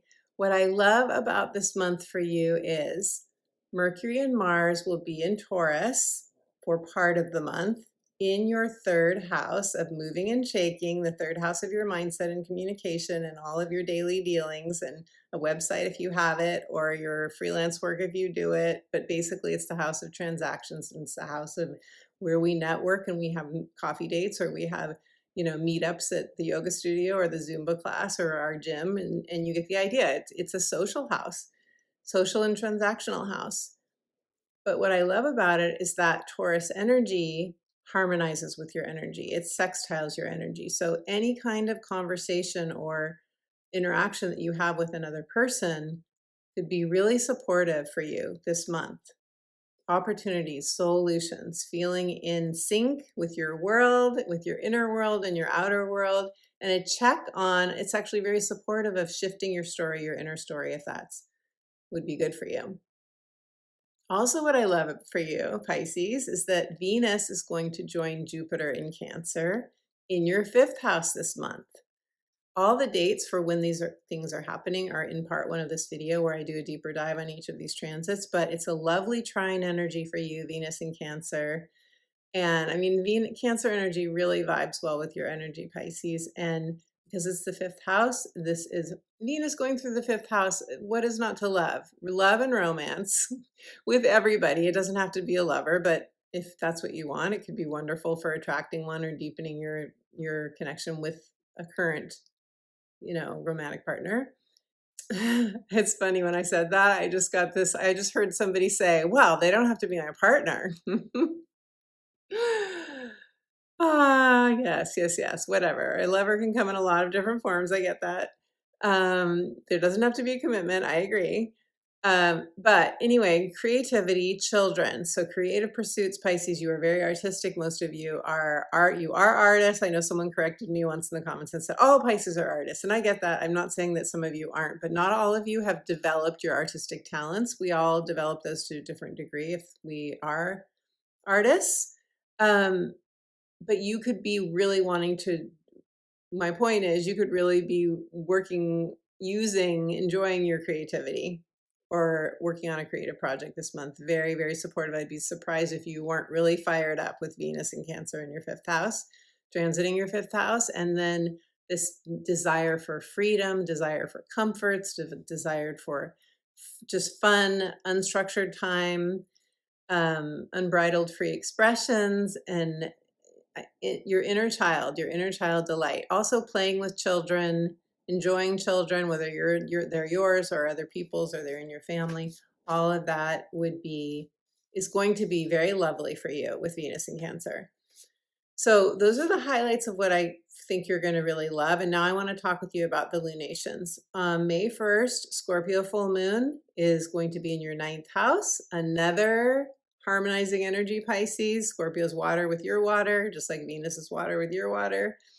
Trining you. So you can see there are all of these very harmonious aspects for your energy this month. It's really beautiful. It's about time. I know. I just heard someone say it's about time. The 9th house is connected to expansion. So a full moon in the 9th house could be where you're traveling to another country. You're there during the full moon. It could also be where an awareness or an epiphany, a truth comes to light that opens you up. Maybe you realize that spiritual belief that I had is no longer vibes with me, or a religious belief. That's over for me. You could feel like that is completely over for you and you're changing.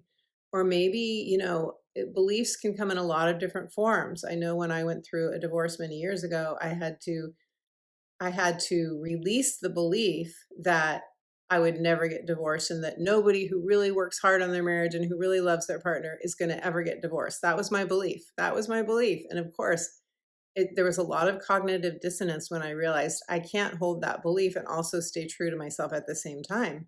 That was a really big shedding that I had to do. Change of mindset. So the ninth house brings in our mindset and our philosophies and our beliefs and our worldview.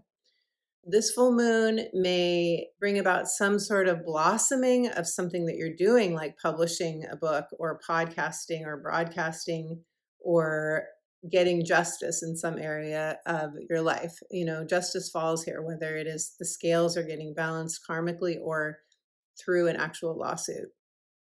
On May 16th, we're going to have the new moon, and the new moon is going to be in your third house in Taurus. This is another harmonious lunation for you. And the new moon in Taurus, I believe, is really going to help us to seed intentions for making our Aries dream real. What we truly want to experience in the Aries part of our chart. This is where we're going to be thinking about, or any other manifestation, any other thing that you want to give roots to, put roots down into the earth about, metaphorically. It's happening in your third house, and this is the location in which we live. It's where we do our daily things, a lot of us.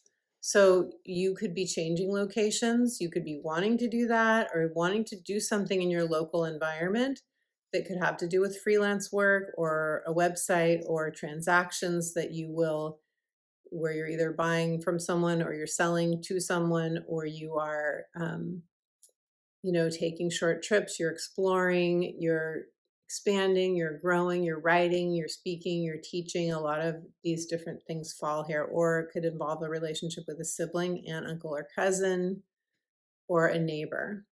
It's very harmonious, and just remember that this is a great new moon to be seeding intentions.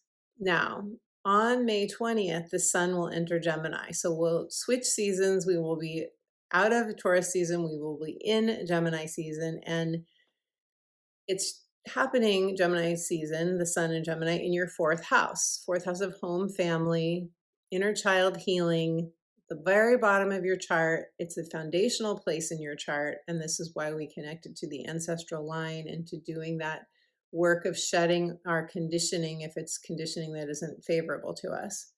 Roots and belonging. So with the sun in your fourth house, any of those things could come up for you. It's not just the sun. It will also be Mercury will move into Gemini. Venus is in Gemini for the first part of this month. And then the sun and Mercury will both make a conjunction to Uranus, like I talked about in part 1 of this video. Go back and watch that, because it's really going to come up for you most likely with Gemini energy making a square to your energy. Squares are not bad. Squares just mean we're activated. We call it tension and pressure. Sometimes it's that. Sometimes it's just, I'm inspired. I want to move, or I want to, it's Venus here and Mercury and Uranus. Like, that's a lot of potential change, definitely potential change, but it could be that you're happy in your home, and then all of a sudden, when the sun conjuncts Uranus or Mercury conjuncts Uranus, you're like, oh my God, I just saw a house that I want to live in. I want to put an offer on that house. I know that sounds wild and crazy, but I'm telling you, the things that can happen when we have a Uranus activation, especially if you have planets or points Pisces in the very early degrees of your sign or the other mutable signs, the things that can happen can be out of this world. They can feel crazy because they can feel so surreal because it's change that feels right, but it also feels like so sudden and so unexpected, even to you, that it's hard to even wrap our mind around it. And yet we can feel so sparked by the possibility. So keep that in mind. And you might want to go back and watch part 1 if you haven't, or if you did, like, write down the dates so that you are tracking these dates this month. And that's one of the ways we learn astrology is we track the dates and we write down, keep an astrology journal and write down what things are happening on some of these transits. But again, these transits aren't going to affect everyone unless you have planets or points at the same degrees that the transits are happening. I think there might be a decision for some of you to make, having to do with your home, having to do with a family member, having to do with, I hope nothing difficult happens with a family member, because, you know, sometimes it is with Uranus, it can have something to do with the nervous system. Get really good sleep, you know, do your meditation or whatever you do to keep your nervous system calm. Um, but I think some of you might be making a decision that has to do with moving, has to do with remodeling, has to do with who lives in your home, who doesn't. Maybe some of you will get a roommate. Maybe some of you will find a house that you want to share with somebody else. Maybe you've had a roommate and you decide you want to live on your own. Anything can happen, you know, anything can happen. On May 31st, we have the second full moon. It's our blue moon. And I don't know why I love saying that, but I do. It's the blue moon, Pisces. Laughing at myself. It's going to be in your 10th house of career. So this is another one that is an angle of your chart, and the angles of our chart, we feel them more intensely. I love this full moon. I talk about it in part one. I love that. I think it's going to be inspiring. I think it's going to be grounding with a sextile to Saturn. I'll do a separate video for everyone on this, but it's your house of career, legacy, your reputation, where we get recognized, hopefully, for the things that we do well, where we feel appreciated, hopefully. It's the house also of vocation, retirement, semi-retirement, life purpose expressed, feeling like you are living your purpose or your passion. Ideally getting paid for what you love to do. That could really be up for you during this full moon. You could be wanting to make some sort of change. You could be ending how you spend your time. You could be ending a job or a career. You could be starting to think about retirement. You get the idea. Volunteer work, being on a board, those messages just came in. That could be accurate for some of you. It has to do with something ending or completing or manifesting. And, you know, it could have to do with a relationship with a coworker or a supervisor or a business partner, because it's a full moon and we feel those more in our relationships.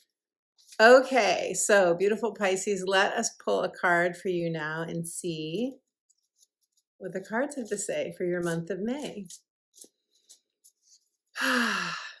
Pisces.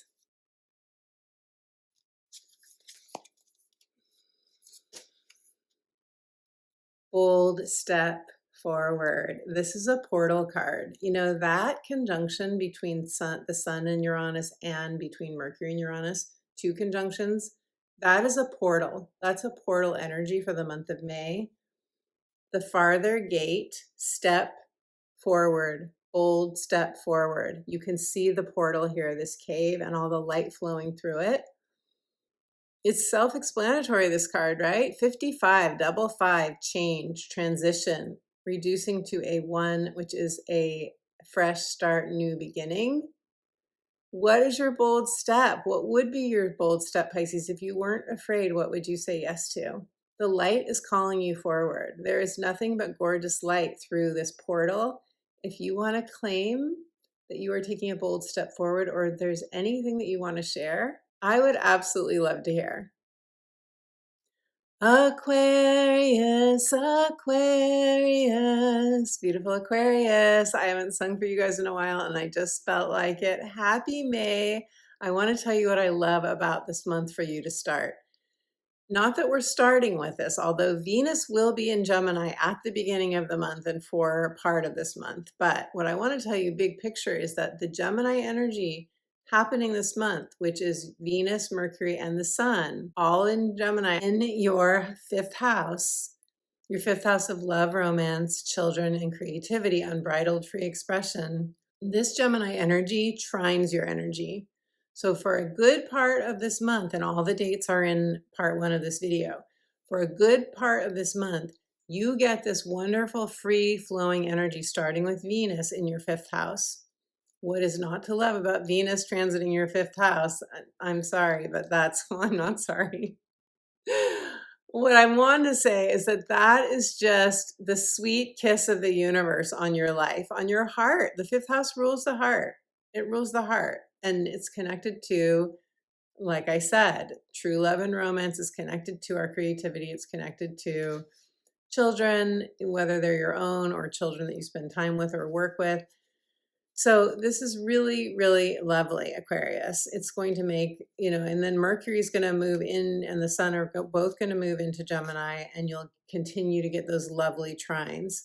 And at the very beginning of the month, we'll have Mercury and Mars in Taurus. And when Mercury and Mars are in Taurus, they're going to be in your fourth house of home and family and roots, belonging, childhood conditioning, inner child healing. So with Mercury and Mars there, some of you could be moving. Leave us a comment. Let us know if you're moving. Some of you could just be doing you could be having a lot of conversations with people in your home. There could be things that are kind of moving and shaking for you in your home with Mercury and Mars in your fourth house. I have to say there can be conflicts with when we have Mars in our fourth house with neighbors or with people in the home. It's a fairly short-lived kind of transit, but sometimes that does happen, and I know that that's uncomfortable, but there's movement. There's definitely movement happening in your fourth house at the beginning of the month. And along with that, once we get to the Scorpio full moon, that full moon is going to be in your 10th house. And a 10th house full moon always brings in the fourth house because the sun itself will be in your fourth house. The sun will be in your fourth and the moon will be in your 10th. I have a separate video for you on the Scorpio full moon that you can watch if you want a deeper dive on this. The big picture, it's an ending full circle moment, graduation kind of thing, celebrating how far you've come or celebrating an achievement or a manifestation. In your 10th house of career, life purpose expressed, retirement or semi-retirement, how you spend your time, what if you're retired and you volunteer or you don't have to work, some of you may be full-time caregivers. You could be, obviously there's so many different ways that we can have the 10th house show up, but a full moon is sometimes where we are getting recognition. We are stepping away from a job or a career. We are stepping away from a way that we used to invest our time and energy. That could be happening too. You could be working on what you see as your legacy. That could be very up for you this month. Because it's in your 10th house, it adds to the intensity that will already be happening with this full moon because it squares Pluto. And that means that because Pluto's in your sign, in your first house, this could bring in your sense of a role or how you identify, what you identify with, your vitality or your health. And relationships with anyone that you work with could definitely be up, or a relationship with a spouse or a significant other or somebody that you would consider very close to you. You have their back, they have your back. That is the 7th house across from Pluto in your sign. So that could come up too. Whenever we have like Pluto in our first house, that often, first house is always talking to the 7th house. So that's why I bring in the 7th house. But you get the idea. This could be work related or could be like how you want to, Scorpio is about power and passion, what you want to do with your time, whether it's something you get paid for or not, that will bring you more passion. Maybe you're not feeling passionate enough and you need to make a change because of that. On May 16th, we have a new moon in Taurus, and that will be in your fourth house. And I already talked about how Mars and Mercury will be in your fourth house. But during this new moon, it's really, Taurus energy is always about putting roots down. And really for you, and it's not necessarily roots at home, but for you it will be with the fourth house new moon. The Taurus energy wants us to feel rooted wherever we are, in whatever situation we're in, right? But for you, this does have to do with your sense of having your emotional needs met, your sense of security. Security is big in the fourth house. I belong here. I want to be in this home. I want to be in this family, or if I'm not feeling like I want to be in this family, I know many of us have complicated relationships with family of origin. Maybe there is some healing going on within yourself. Could be your inner child healing, could be healing your ancestral line, it could be healing with a family member. Maybe that is up for you during this new moon. You could feel some pressure because it's on the angle of your chart, which means that it makes a square to your energy, Aquarius, but that pressure then gets us to make a decision or take some action. So some of you could be making an important decision around home or family, or around a relationship that you consider to be your family, whether it's a soul soul family member or a family of origin member or somebody that is a member of your family that you created. This could have to do with making an actual house move or, a relationship with somebody in your family line. And then on May 20th, the sun will enter Gemini, will leave Taurus and enter Gemini. And then so it will stop making a square to your energy, which it does in Taurus, and it will trine your energy instead. And this is that 5th house energy that I talked about earlier. I love this for you. Uranus is here too. Uranus is also transiting your 5th house as of April 25th. Uranus back in Gemini. And so expect new creative ideas, expect new possibilities with lovers, or if that's what you want, or anyone that you feel that you are in love with. We can be in love with our children. We can be in love with close friends. We can be in love with anyone, right? I'm talking big picture love here. So it doesn't have to be just romantic. I know with my 5th house, I definitely, of course, children do fall in the 5th house, but I find that very close friendships that feel kind of like soul sisters or soul brothers those definitely I feel is in my 5th house too. And the 5th house is also freedom and comforts and pleasure, creative projects and pursuits, giving ourselves freedom to do the creative things that we want to do. You're very, very creative, Aquarius. You are one of the most creative signs. You get so much, if you have the intention to receive inspiration, ideas, possibilities, resources from the universe, you are so good at putting your spidey senses out and receiving that back. You really are connected to the cosmic intelligence and to humanity, and some of you social activism. So any of that could come up as well. Your 5th house is opposite your 11th house, which is connected to the world and how we get our message out to the bigger universe. And if you have planets in your natal chart in the 11th house, those will be very possibly getting, especially in the early degrees, those will get activated by Uranus and these other planets in Gemini this month. Now, on May 31st, we will have our last full moon of the month. On the very last day of the month, the blue moon in Sagittarius. And it is happening in your 11th house. It's happening in your 11th house. So full moons are always some sort of closure or some sort of manifestation, something blooming, something coming to fruition, something ending, or something, lighting up our life. And Sag energy, the fire of Sag, makes a beautiful spark to your air energy, sparks your energy. Aquarius, it's a sextile. It's the house of hopes, wishes, and dreams, long-term financial gains, promoting and branding a product or a service. Some of you could be doing that, finding people that are considered your like-minded people online, such as what I consider to be a community here with us. More of that to come in the future, and in the not too distant future, I will be creating more of community. More on that I will share with you in the future. But this is also where we have our friendships and our supporters and our allies. Some of you could be meeting somebody through online dating, or you could be taking a commitment to the next level with someone that you met through online dating, or looking at the map or the globe and saying, where do I want to go next? This is very 11th house. The world is your oyster. What new adventure, what new dream, where would I feel most fulfilled? It's a brand new cycle for you, this full moon. It's a close of a cycle because it's a full moon that began 6 months ago. So there is that.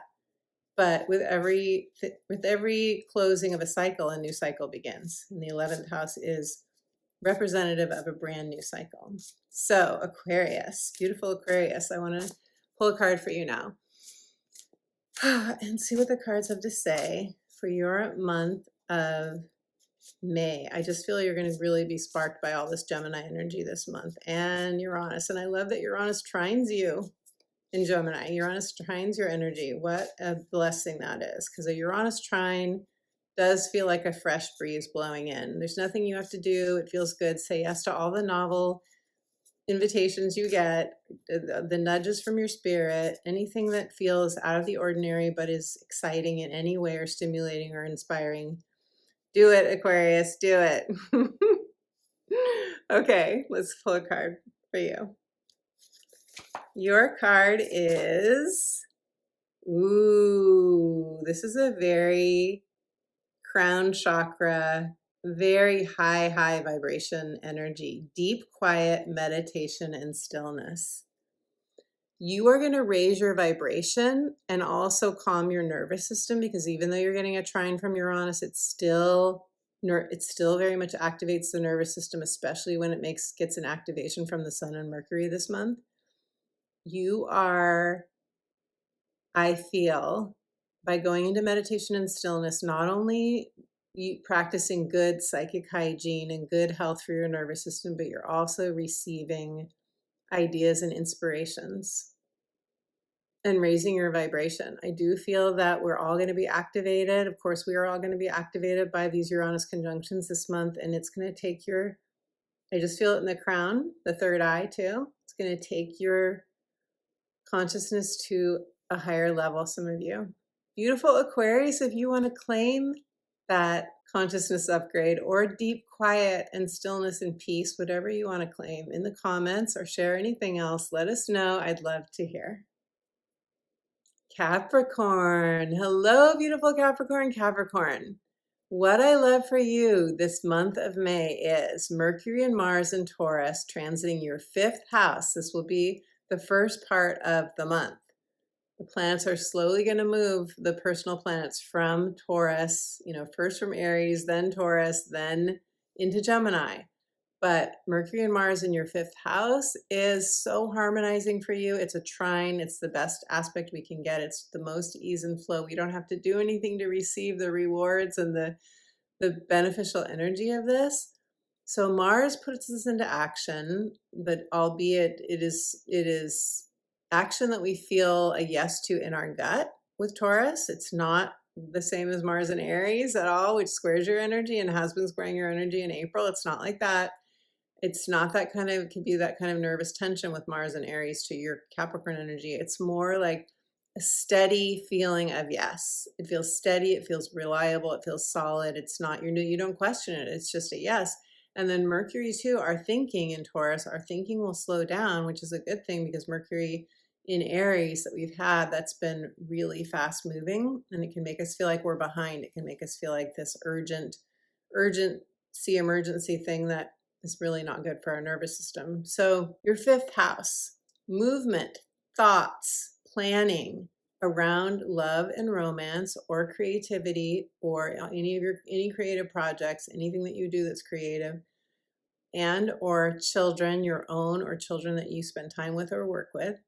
Fun, freedom, comforts, unbridled free expression, giving yourself permission to be a kid again, giving yourself permission to feed your inner child, the house of inner child delight. We also have this month, what I love for you is that later in the month, after Venus leaves Gemini, which is we're going to start the month, Venus will move into Gemini towards the beginning or towards the end of April. So we'll start the month with Venus in Gemini, but then it's going to move into Cancer. Cancer is your opposite sign. Cancer is where you have your 7th house energy. And what happens when Venus is transiting our 7th house of committed partnerships, whether they're romantic or business or best friendships or anyone that we have a mutually reciprocal give and take, and that sense of I have your back, you have my back, you care for each other. What I love about having Venus there is that's really nice for any relationship, any partnership, any relationship that's important to you. So that's really beautiful. Plus we have a full and a new moon that are very supportive to you this month. So let's get into the specifics. On May 1st, we'll have a Scorpio full moon. I do have a separate video for you on this. I noticed some of you Capricorns commented in that Scorpio full moon. It's about time that we had a full moon that's in alignment with us. We Capricorns are tired. We need to have some good stuff here, and I totally get it. And I love where this full moon's happening for you, because it's in your 11th house. Scorpio sextiles your energy. It sextiles your energy All full moons are endings, full circle graduation moments, manifestation sometimes. But the 11th house is our house of hopes, wishes, and dreams, fulfillment. If you're promoting a service or branding a product, that would fall here. If you are online in like a Facebook group, for example, that's this house. Finding your people, finding like-minded people. And I'm going to be proposing something very soon here that is going to bring us together, whoever wants to, more into community. So I'll be sharing that very soon, but not yet. But just know that I'm creating also more community for all of us very soon here. So this is also social media platforms. If you put a message out or just socialize or just, stay connected with people through social media, that's also really lovely for you this month.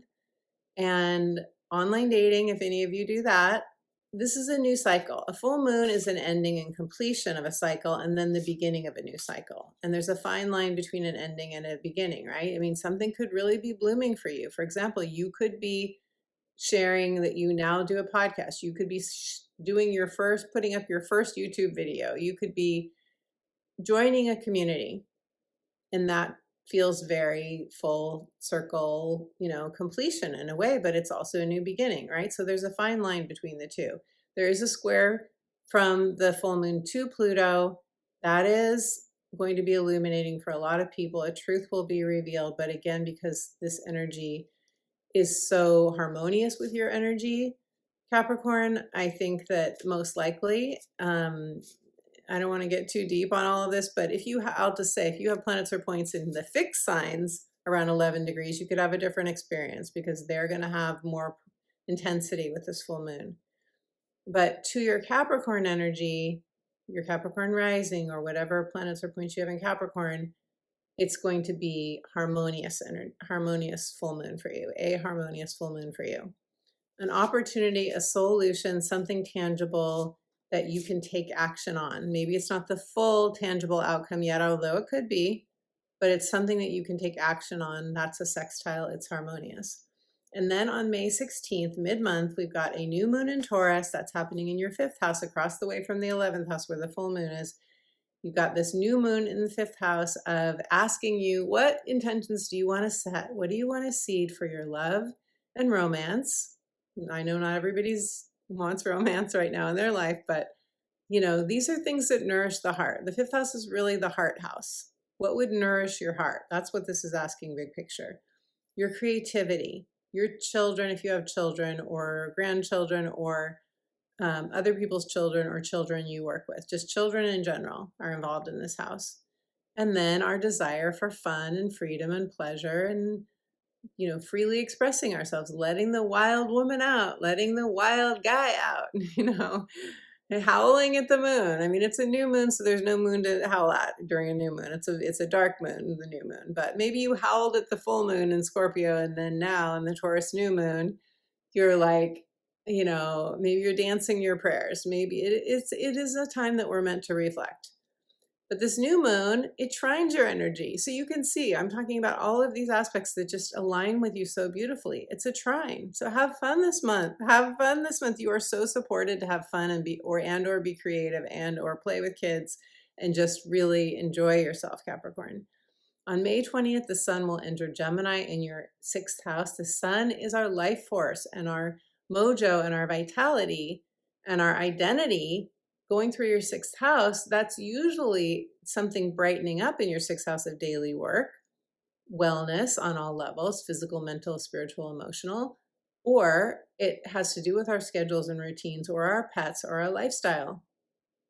The thing is, Uranus is also moving back into Gemini in your 6th house. So with Uranus there being activated by the sun and Mercury, I talk about that in part 1 of this video, with Uranus there, and the sun making a conjunction, there's something that's meant to activate you this month. If you have planets or points in the early degrees of especially the mutable signs, which would be Gemini, Sag, Virgo, or Pisces. Not all of us are going to be activated, but we're all going to feel it collectively. We all feel, we're the highly sensitive among us, we feel thing, the outer planets, how they ping, so to speak, they activate the collective, right?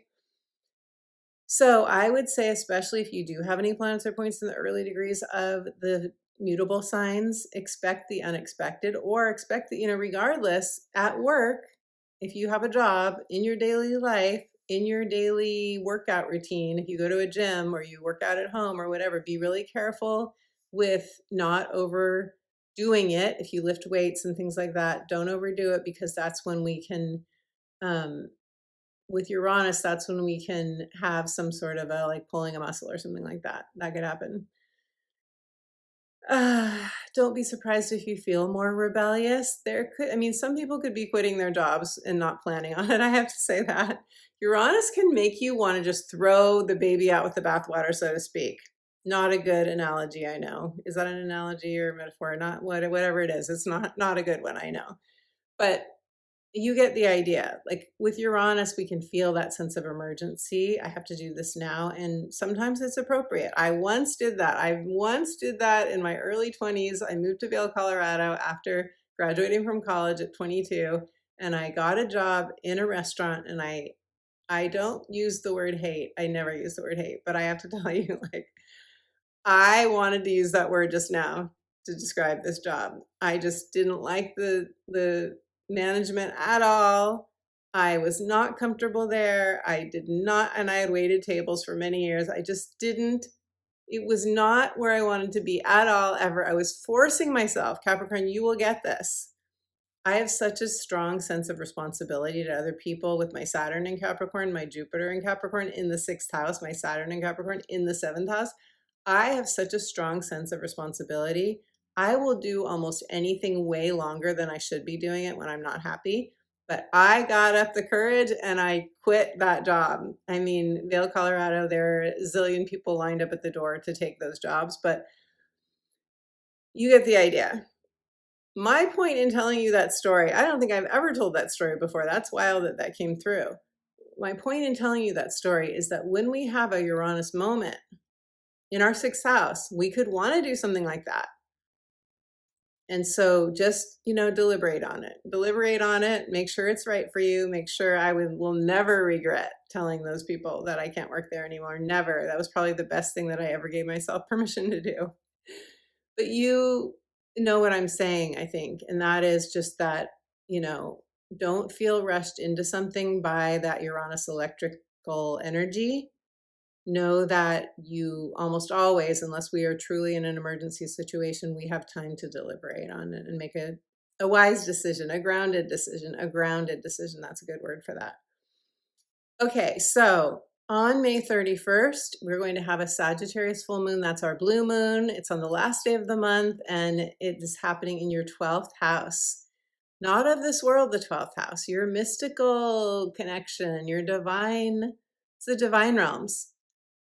So a full moon here, something's being shown to you, something's being illuminated, or you are ending something to do with the other realms or your subconscious mind. Maybe some of you are completing a pattern of self-doubt. You put self-doubt, sometimes fears in the 12th house, anything self-sabotaging, any of those kinds of patterns, that's the 12th house. You could be ending relationship with somebody in a 12th house capacity. The 12th house does have specific areas where people can work, such as hospitals or places where people convalesce or prisons even. So on a very practical level, that could come into play for you, some of you. But also this has to do with, like I said, patterns. It also our dreams. You could have a really illuminating dream. You could have an amazing message dream, like a dream from where an angel comes to you, or a dream where, a guide comes to you. That could happen too. Astral travel, spontaneously being, what happened to me once, I talk about it in my book, like spontaneously being lifted up and off and find yourself flying over the earth. That happened to me once. That was like one of the best things that's ever happened to me in my life. Those kinds of things can happen with 12th house energies. So cool. So it's a full moon that I think is going to be very inspiring for everybody. This isn't the square Pluto one. That was the Scorpio one. This is going to be really solidifying. If you want to start a spiritually based business, or you are celebrating how far you've come in your soul growth work, or you want to start something that would be related to channeling, automatic writing, maybe you're putting out a website on that, or you're hanging out your shingle, or you're posting something saying that you do that. That could all be happening around a full moon too. It's a manifestation or an ending or completion. So with all of that said, let us pull a card for you and see what the cards have to say. For your month of May, beautiful Capricorn. Capricorn. Okay, let's see. Your card is, one of my favorite cards in this deck. I love the blue of this card. There are treasures hidden in the shadows. This reminds me of that full moon in the 12th house. The 12th house can be, like I said, self-sabotage and the shadows. And this is saying you are going to be illuminated by those treasures that are hidden. You're going to find a treasure hidden in the shadows. Whenever, and I really recommend, some sort of guided meditation, or just sitting in meditation. However you get those epiphanies, you could get them through those Uranus transits we're going to have this month, or you could get them through doing a guided visualization or meditation. I have 3 of those on my YouTube channel, always linked in the description box, and then 1 you can download for free from my website when you sign up to get my weekly inspirational astrology updates, and then you'll have it on your device that you can listen to over and over if you want. Connects you to the unconditionally loving divine, basically. It connects you to your guides, the one you can download. So what I love about this card is this like fluorescent blue light, and the focus of the light is on the throat, right? It's the throat chakra. And this card, for whatever reason, always feels Aquarian to me. All of this kind of these energies, like I feel like this person is pulling in epiphanies from its like intentions that are going out. It's pulling in what it needs, and there's like a sense of the wizard here, right? Like this person is sort of this all-knowing, all-receiving wizard with all the light. It's very fluorescent. So will of the wisp, what does that mean to you, Capricorn? Treasures hidden in the shadows. Our shadow side is not just our quote unquote darkness, right? It's not just the insecurities and fears and things we don't want people to see, or maybe aren't so proud of. It's also our light that we haven't acknowledged. It reminds me of the Marianne Williamson quote about, who are you not to be beautiful, gorgeous, talented, and so on. It's the light that we sometimes don't fully acknowledge or see. And when we have 12th house energy, if any of you have planets or points in the 12th house in Sagittarius, or when we, a lot of times when we have natal planets in the 12th house, we can't see our true light. We can't see it. We don't know how talented we are. We don't know our gifts. So it could be for some of you, even if you don't have planets or points in the 12th house natally, that this is wanting to show you your true gifts and talents that you haven't fully seen yet, or maybe even developed yet, but it's an invitation to see them and then begin developing them, giving yourself that permission. Beautiful Capricorn, if anything that I have shared resonates for you and you want to share in the comments, I would love to hear. Sagittarius, Sagittarius, beautiful Sagittarius. Beautiful Sag, your month of May. What I love for you this month is that you are going to have several planets transiting your 7th house of partnerships, including Venus, including the Sun, including Mercury. And this means a lot of communication, love, sweetness, and the Sun coming out in your life in your house of relationships. These are all relationships in the 7th house. We often attribute them to marriage or partnership, significant others, whether it's in business or in our romantic life. But it doesn't have to be just that. It can be best friendships. It can be any relationships that are very important to us. It can be close relationships with people at work or the people that we spend the most time with. So I love Venus here especially. And yes, it's true. I have to say, when we have planets transiting our opposite house, sometimes it can feel like there's potential conflict, but it's Venus. And usually with Venus, that is the good things that are coming to us. So we'll see. Mercury can definitely bring stuff up that you will work through, that you will work out. Well, let's see how it goes. But I think overall, this is very positive for you. Now, I also want to say that the full moon in your sign at the end of this month will bring you most likely clarity or some illumination or something to fruition that you started 6 months ago. So it's always a cool thing when we have our full moon in our sign, and that is going to be at the very end of the month. So those are two really positive, wonderful things for you in this month of May. Let's do the lunations. On May 1st, right out of the gate, we've got a Scorpio full moon. I did a separate video for you all on this full moon with separate readings where I do a much deeper dive. But in a nutshell, this full moon is happening for you in your 12th house of the other realms, your inner mystic, your subconscious mind, your dreams, your nighttime dreams. This is can be careers that we have in the psychic world, so to speak, mediumship, tarot card reading, anytime we're doing any kind of psychic channeling, also spiritual awakening. And it's a good full moon for releasing any pattern of self-doubt, letting fears come up and out and releasing them. Anything you do in your life, and we all have self-sabotaging tendencies, right? I mean, I don't think there's any human on this earth that doesn't have something that they could improve on in terms of how they support themselves. In this is the 12th house, so it would be your thinking, your subconscious mind especially. This could have to do with manifesting for you.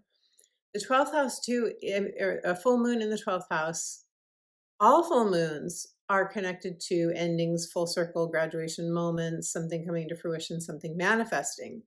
So for some of you, this could be a dream that you've had, a dream, something you've been wanting to manifest, that could come to fruition. That could happen with the 12th house, with any house, but a full moon in the 12th house, that is taking me to,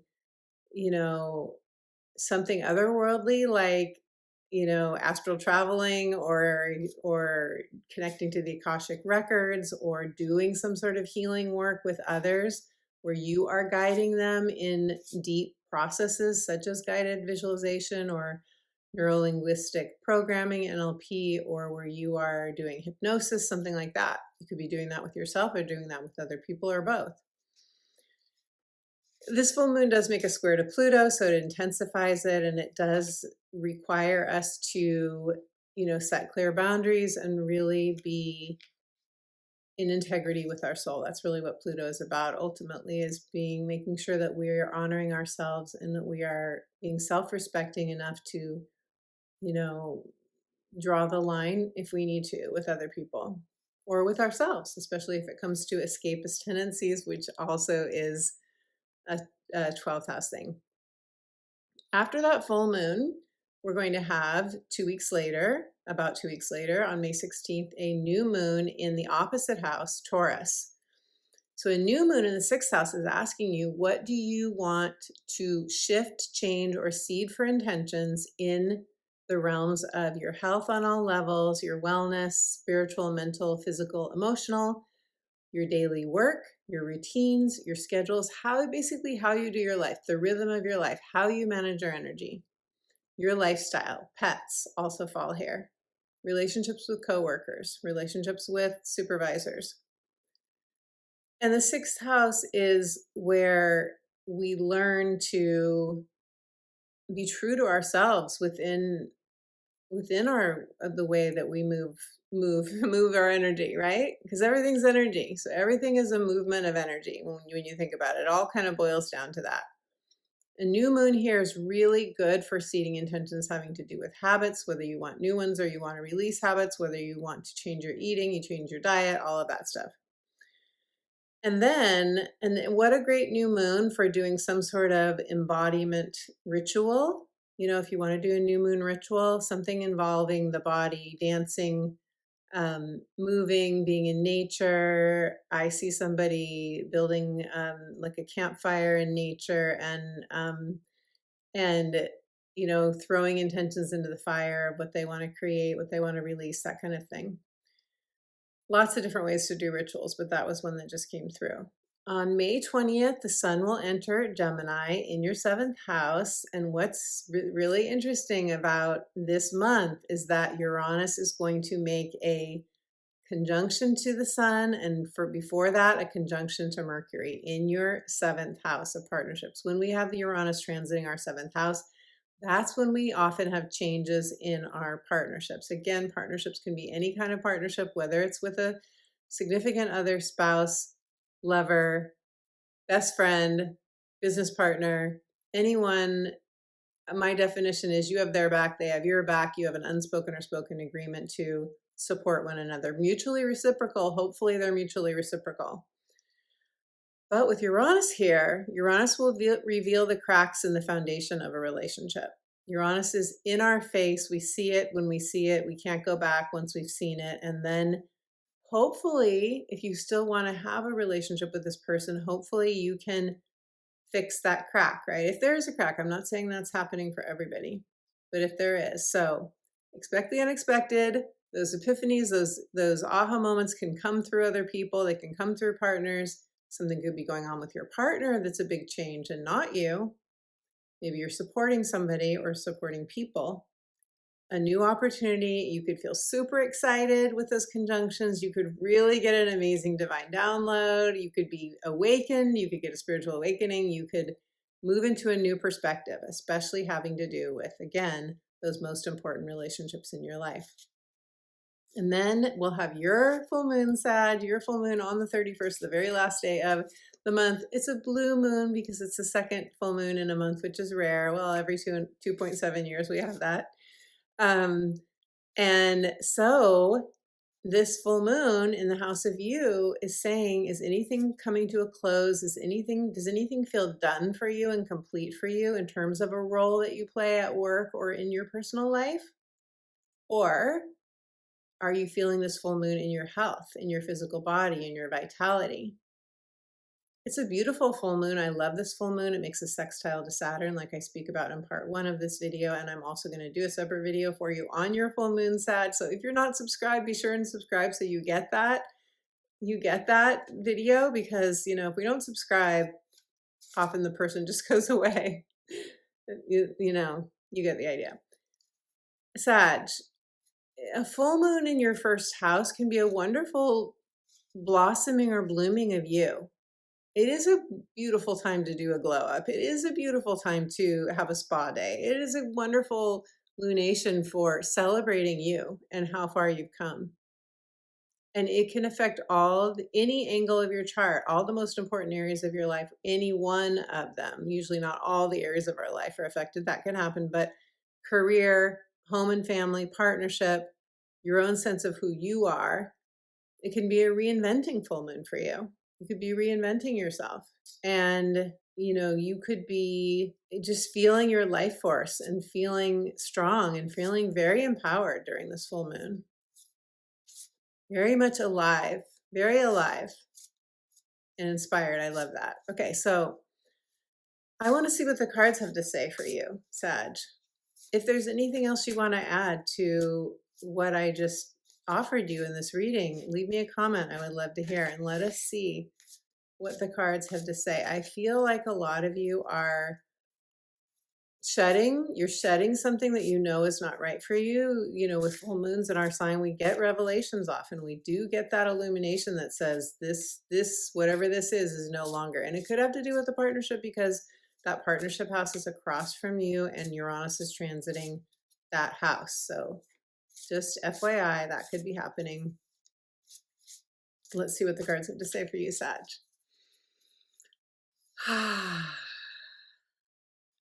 Sagittarius. Sag. Oh, this is such a good card. The card is called Root Girl. Some of you have heard me talk about Root Girl before because this card has come up before for different signs, but Root Girl is the part of us that we are meant to take under our wing. We're meant to claim back the part of us that was malnourished as a child, and I don't mean physically. Could be that for some of you. I hope not. It could be emotionally. It could be that you feel like you raised yourself. It could be that you feel that you were in a chaotic household and you had to hide some of you. Maybe you hid from the conflict of your parents. Maybe you had to fend for yourself. Maybe you didn't feel like you could. A lot of us were the quote unquote black sheep of the family, right? A lot of us were the ones the highly sensitive ones, the ones that kind of tried to hold it all together, maybe for the family, even emotionally, behind the scenes. So, your inner root girl, the disowned self, she could be your most wild, creative, joyful, playful self. She could be any part of you that doesn't get enough of a voice. I've shared this before, but I'll share it again. With my root girl, I do a visualization. I take myself into a visualization and I imagine that I'm going to collect her at the root of the tree because this root girl lives at the roots of our tree or she lives underground in our roots. And I pick her up and I hold her and I bathe her and I ask her what she wants to wear and I give her whatever pretty dress she wants to wear and I give her her favorite meal and I create a beautiful room for her and I give her what she wants to play with and create with, and you get the idea. So that's a visualization you might want to do, but cherish your inner root girl because she is the inspiration, she is the nourishment that you need now to continue with your creative dreams. Beautiful Sag. If you want to claim your inner root girl, that you are nourishing her, or anything else in the comments, I love hearing from you. Scorpio. Hello, beautiful Scorpio. Scorpio. What I love about this month for you, first of all, I think it's going to be very empowering month for you. That's the biggest hit I got. But also, Venus in Cancer. Venus is going to move into Cancer. Not at the beginning. At the beginning of the month, we have Venus in Gemini. But when Venus moves into Cancer, it will be in your ninth house of expansion. And that is the house of where we can get new scenery if we do want to travel someplace. But it's big picture, metaphorically, it's the house of new adventures, new horizons, teaching, learning, podcasting, broadcasting, publishing, sharing our enthusiasm, sharing our philosophy, sharing our worldview, or just feeling like we are in a whole new atmosphere of our consciousness. Really, really expansive. Venus in Cancer is trines you. It's beautiful. I love that. And also Mars and Mercury will be in Taurus before they move into Gemini. They will be in Taurus. And this is going to be in your house, your seventh house of committed partnerships. Committed partnerships, relationships that have your back, they're mutually reciprocal. I know that's different for all of us. Some of us feel like we don't have those relationships. Some of us do. Some of us are leaving one that isn't that way. We're all in different places. But what I love is that Mars and Mercury in Taurus sextile your energy. They sextile your energy. That is a harmonious. Trines are ease and flow, and they just happen naturally. But we can, maybe you've heard this said before, we can be a little bit lazy with trines because the energy feels good. With sextiles, there's a little bit more of an inner push. There's an inner nudge. There's something that we want to create. There's something that we want to fix. There's something that we want to, we have to do something. We have to take some sort of initiative to get the ball rolling, so to speak. And that's what you're getting from the Taurus energy, which is Earth, to your water energy. You're getting the sextile. And that is, because it's Mars and Mercury, that's where we take action. It's the information, the communication, the conversations that we have, the divine downloads that we get. And so, because Mars and Mercury are happening transiting in your seventh house, and it's this really harmonious energy to your energy, it could be that you are, someone could be pursuing you if you don't have a romantic partner. Someone could be approaching you with an offer business wise, or you could be getting more clients if you have your own business. But whatever happens, it's going to be active. Your seventh house is going to be really active this month, especially because we have a full moon in your sign, Scorpio. You're probably already aware of that. I already did a separate video for you on this full moon. It's happening in your first house. It does square Pluto. That brings a lot of intensity to it. That requires us to set boundaries if you're one of the ones that are going to feel this in your natal chart, depending on the planets or points in your sign. I go into the depth of that in part 1 of this video and in my separate video.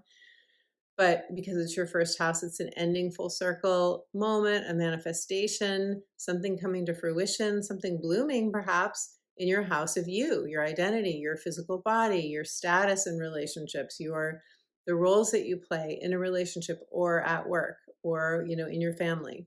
The titles that how we describe ourselves, the titles, the things that we say about who we are, what we identify with. Also your appearance, how you present yourself, your image, your self-image. Squaring Pluto in your 4th house of home and family, roots, your belonging, that square in your 4th house means that something could be coming up in your home and family that's affecting how you feel about you or how you feel about the roles you play. Most likely it's a role that you play in your home or with a family member, or it's a role that you play in career because the 10th house of career is across from the 4th house. But boundaries with home, family members, or career, or any relationship will be important because when we have full moons on the angles of our chart, which is your first house is an angle, where your ascendant is if you're Scorpio rising, it can activate any of the other angles, those areas that I already mentioned. This is a truth coming to light for some of you that will set you free, will absolutely set you free. You will have options. We always have options with hard Pluto transits. I actually have a separate video on hard Pluto transits. If any of you are going through something really difficult and it's likely that you're having a hard Pluto transit, or could be, you might want to check that video out too. It's always linked in the description box below. A lot of people have gotten solace in just reading the comments and realizing you're not the only one going through something really hard can really help. So that's the full moon in your sign, Scorpio. I just heard the words good riddance. Some of you are like, good riddance. I'm done with that. I'm done with that relationship. I'm done with that situation. I'm done with that job. I'm done with that home. Even some of you maybe. Interesting. Okay. On the 16th, we're going to have a Taurus new moon in your opposite house, the 7th house. A new moon in your 7th house is okay. We're starting fresh. We're starting fresh in our partnership. We're starting fresh in our relationship to our own partnership dynamics, whether it's with this person, that person. Usually we bring the same partnership patterns to all relationships, right? It is asking you to seed intentions, inviting you to seed intentions for your relationship life, any kind of relationship, the ones that have your back, the ones that are mutually reciprocal, the ones that you see as anchors in your life, business, personal, romantic, best friends, and so on. So it's new moons, we reflect. There's no moon in the sky that we can see. It's a dark sky. We reflect on what's missing in my life, what would bring me joy, what would fulfill me in partnership, what would fulfill me. And if it's not an actual partnership with another person, maybe it's your divine self, maybe it's your higher self, maybe it's your spiritual guides that you're focusing on. In the 7th house, we want to feel like someone or something or some energy or the higher self, the divine, our soul has our back.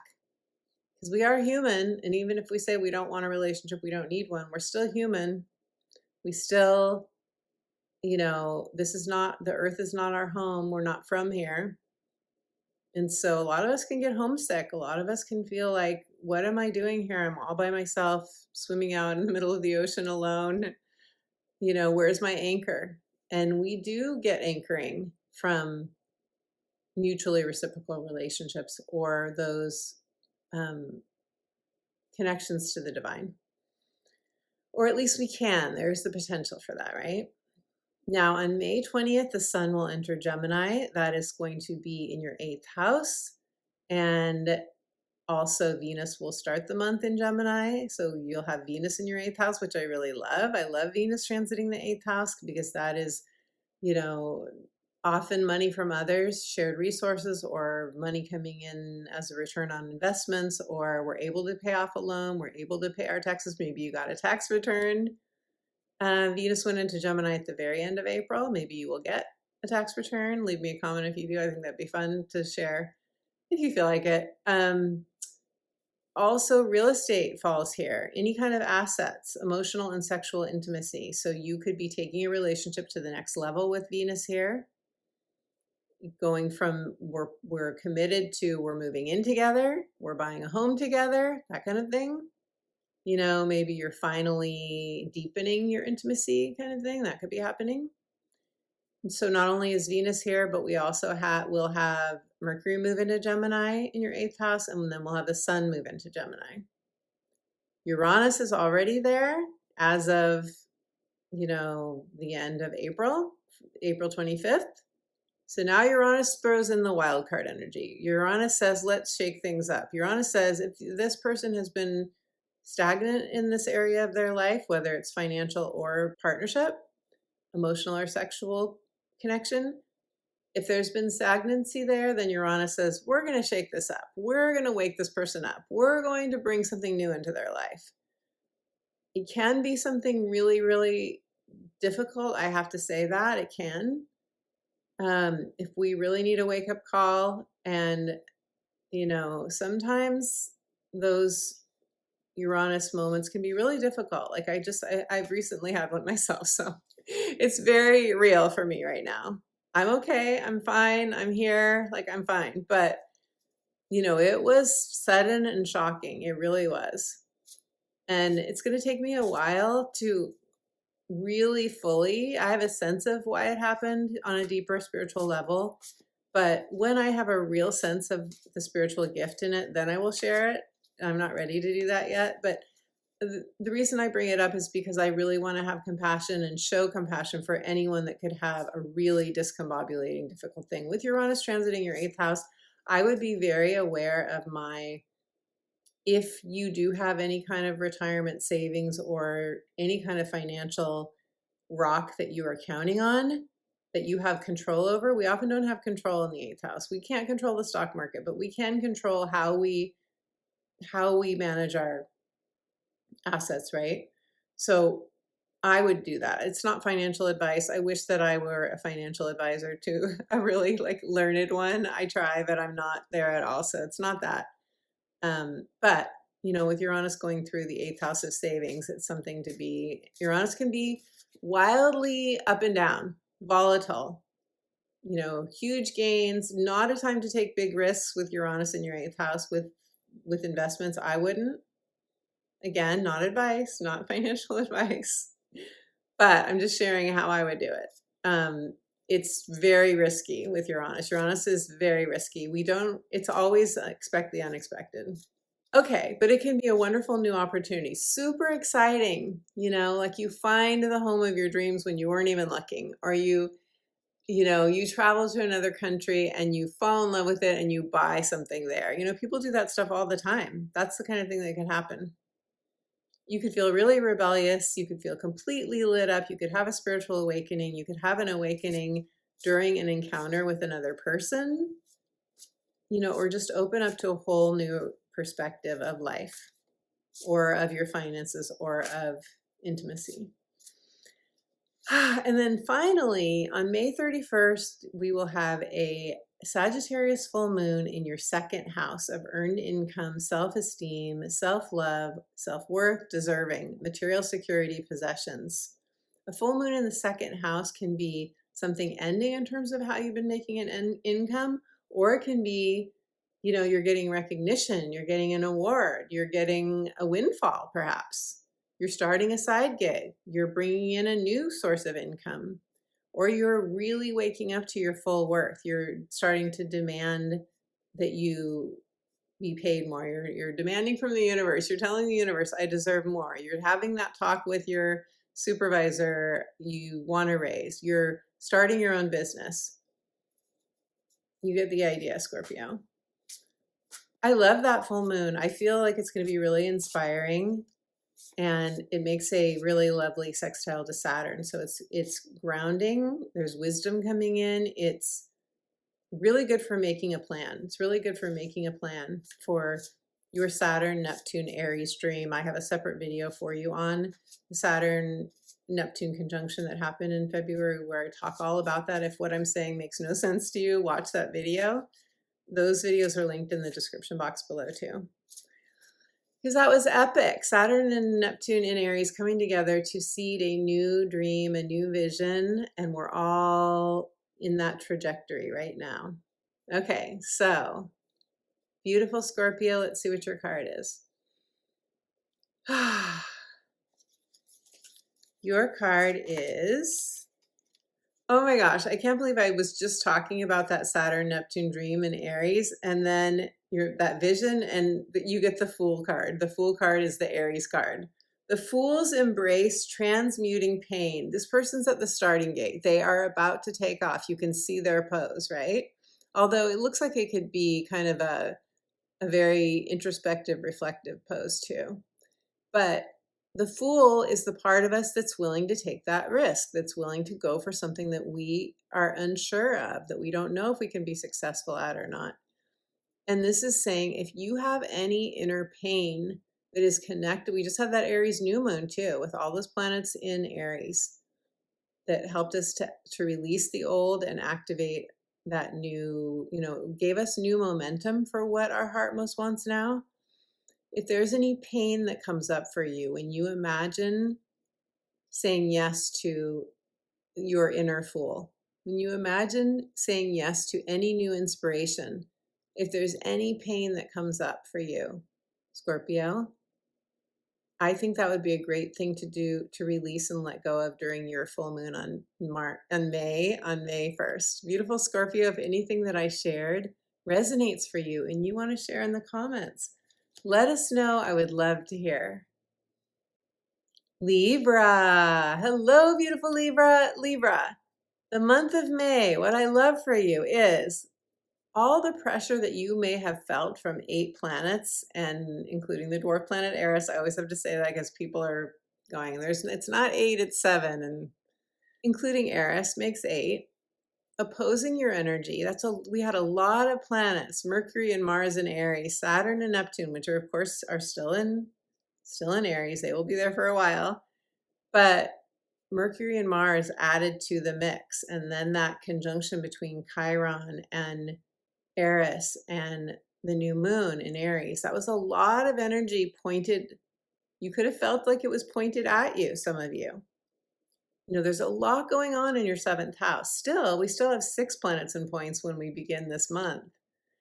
But, Mars and Mercury, which are the ones that really get into our nervous system, those personal planets, they are moving on from your 7th house. And that's one of the things I love for you for this month, is that I think you're going to feel a lightness when those planets move on to Taurus and Gemini. Also, I love for you that Gemini energy, which we get a lot of this month. The sun will move into Gemini.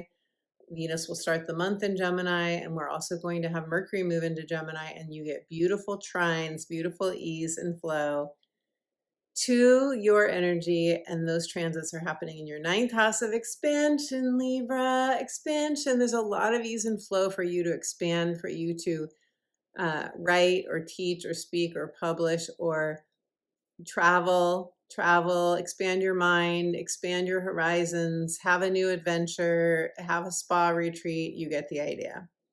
So let's talk about the lunations. On May 1st, we're going to have a full moon in Scorpio. It's an ending, like all full moons, ending, full circle moment, manifestation in your 2nd house, of earned income, material security, self-worth, and deserving. A full moon in your 2nd house means there's something you're celebrating, maybe. There's something, you could be getting a raise. You could be, remember, it's an ending or a manifestation, something blooming or something closing out.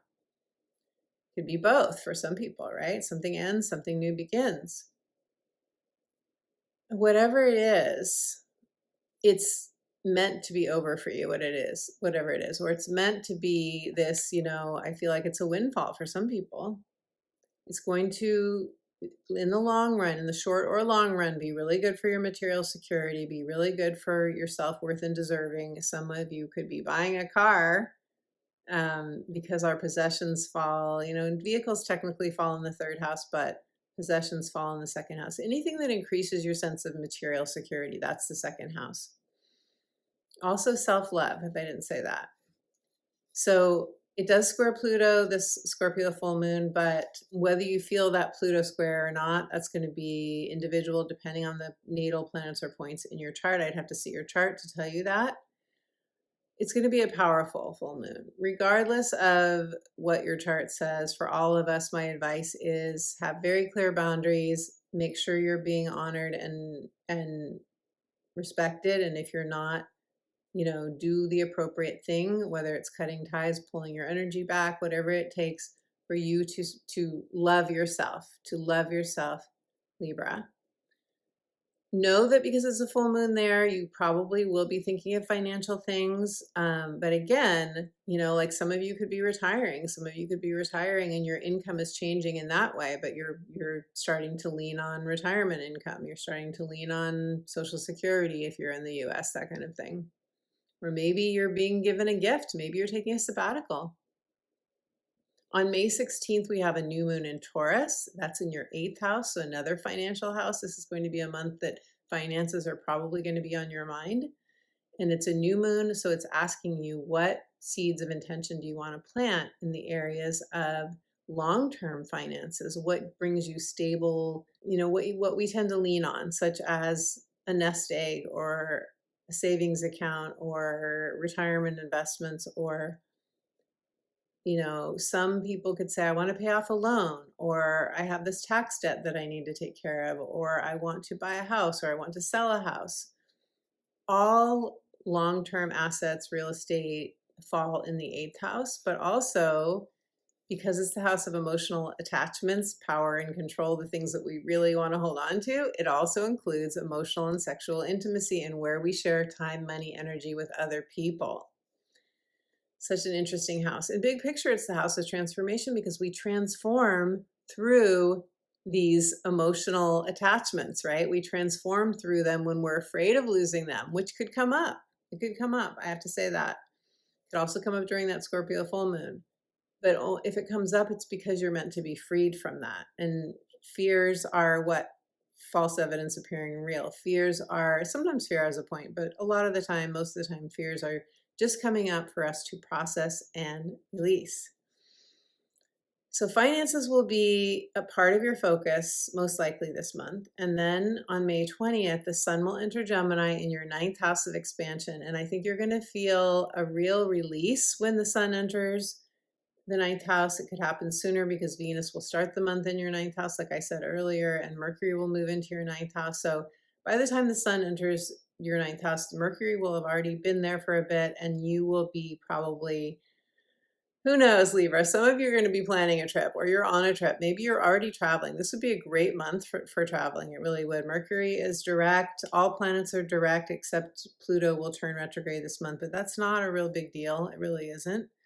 It's just Pluto can take us on a more inward journey to do that shadow work, but Pluto is in Aquarius and it's trining your energy too. So any Pluto encounters that you have, I think are going to be deeply fulfilling and passionate.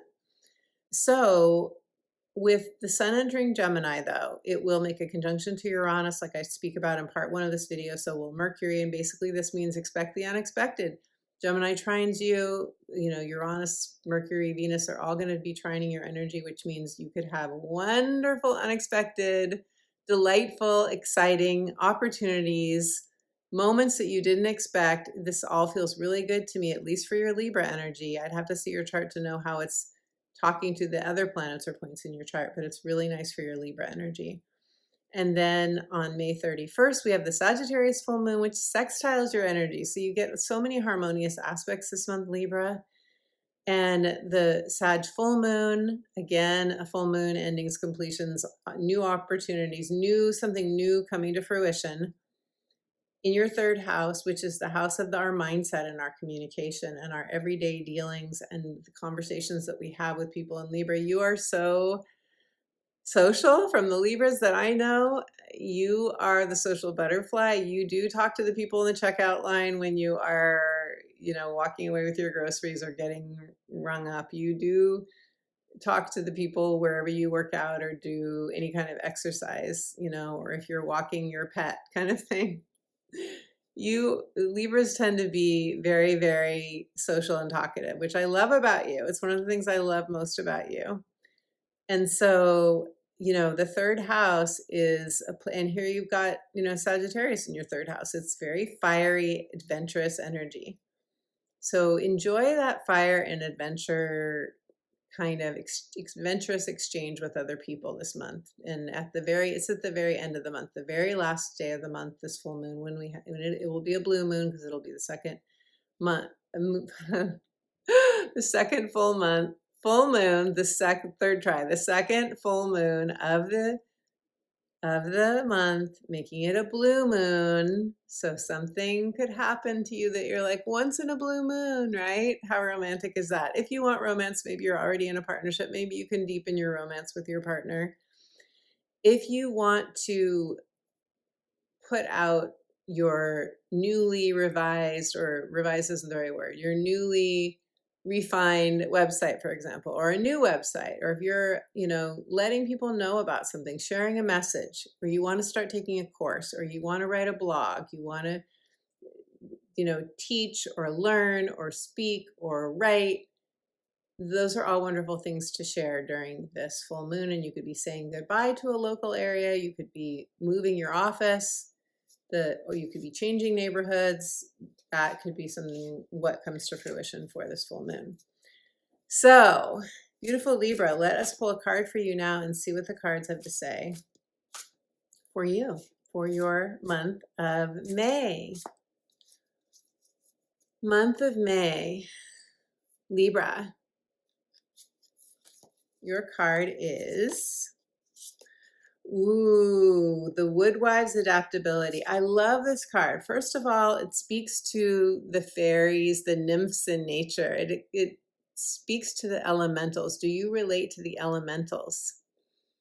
Those little tiny beings that are always around us. If you relate to that, not everybody does.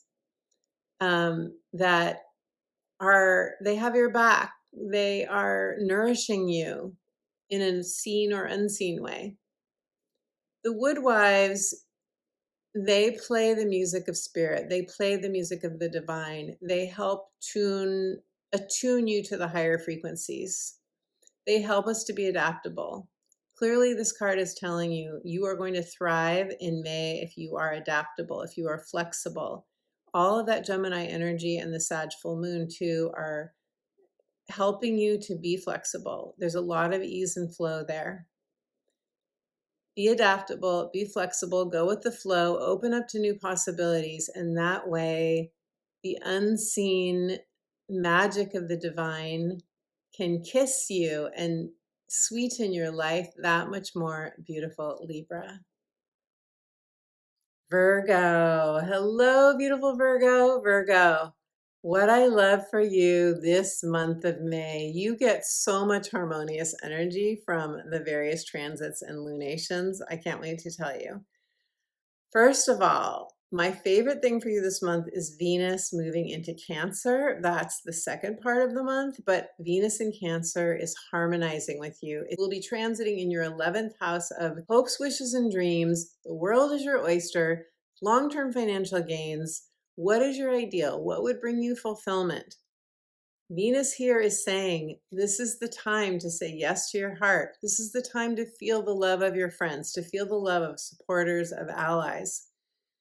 And maybe you are seeding an intention, or you are manifesting a new opportunity because Venus will sextile your energy, and that's often an opportunity or a solution. I also love for you that Mars and Mercury during the first part of the month are going to be trining your energy. Trines are the best aspect we can get, the ease and flow. Things just, those words that I like to use just came in, the deliciousness of life. That's Taurus energy. In your 9th house of expansion, this would be a great time to take a trip. If you could take any kind of a trip, maybe some of you already are, but the 9th house is the house of long distance travel. It is the house of expansion, taking a course, doing a retreat. Trines are the wind filling up your sails. So anything that will expand your horizons, any kind of new scenery, publishing, teaching, traveling, podcasting, broadcasting, changing your worldview, sharing your philosophy, sharing your enthusiasm. This trine will help you if you are in any sort of a lawsuit, if you are wanting karmic justice, if you're wanting to have the scales even out for you if they haven't.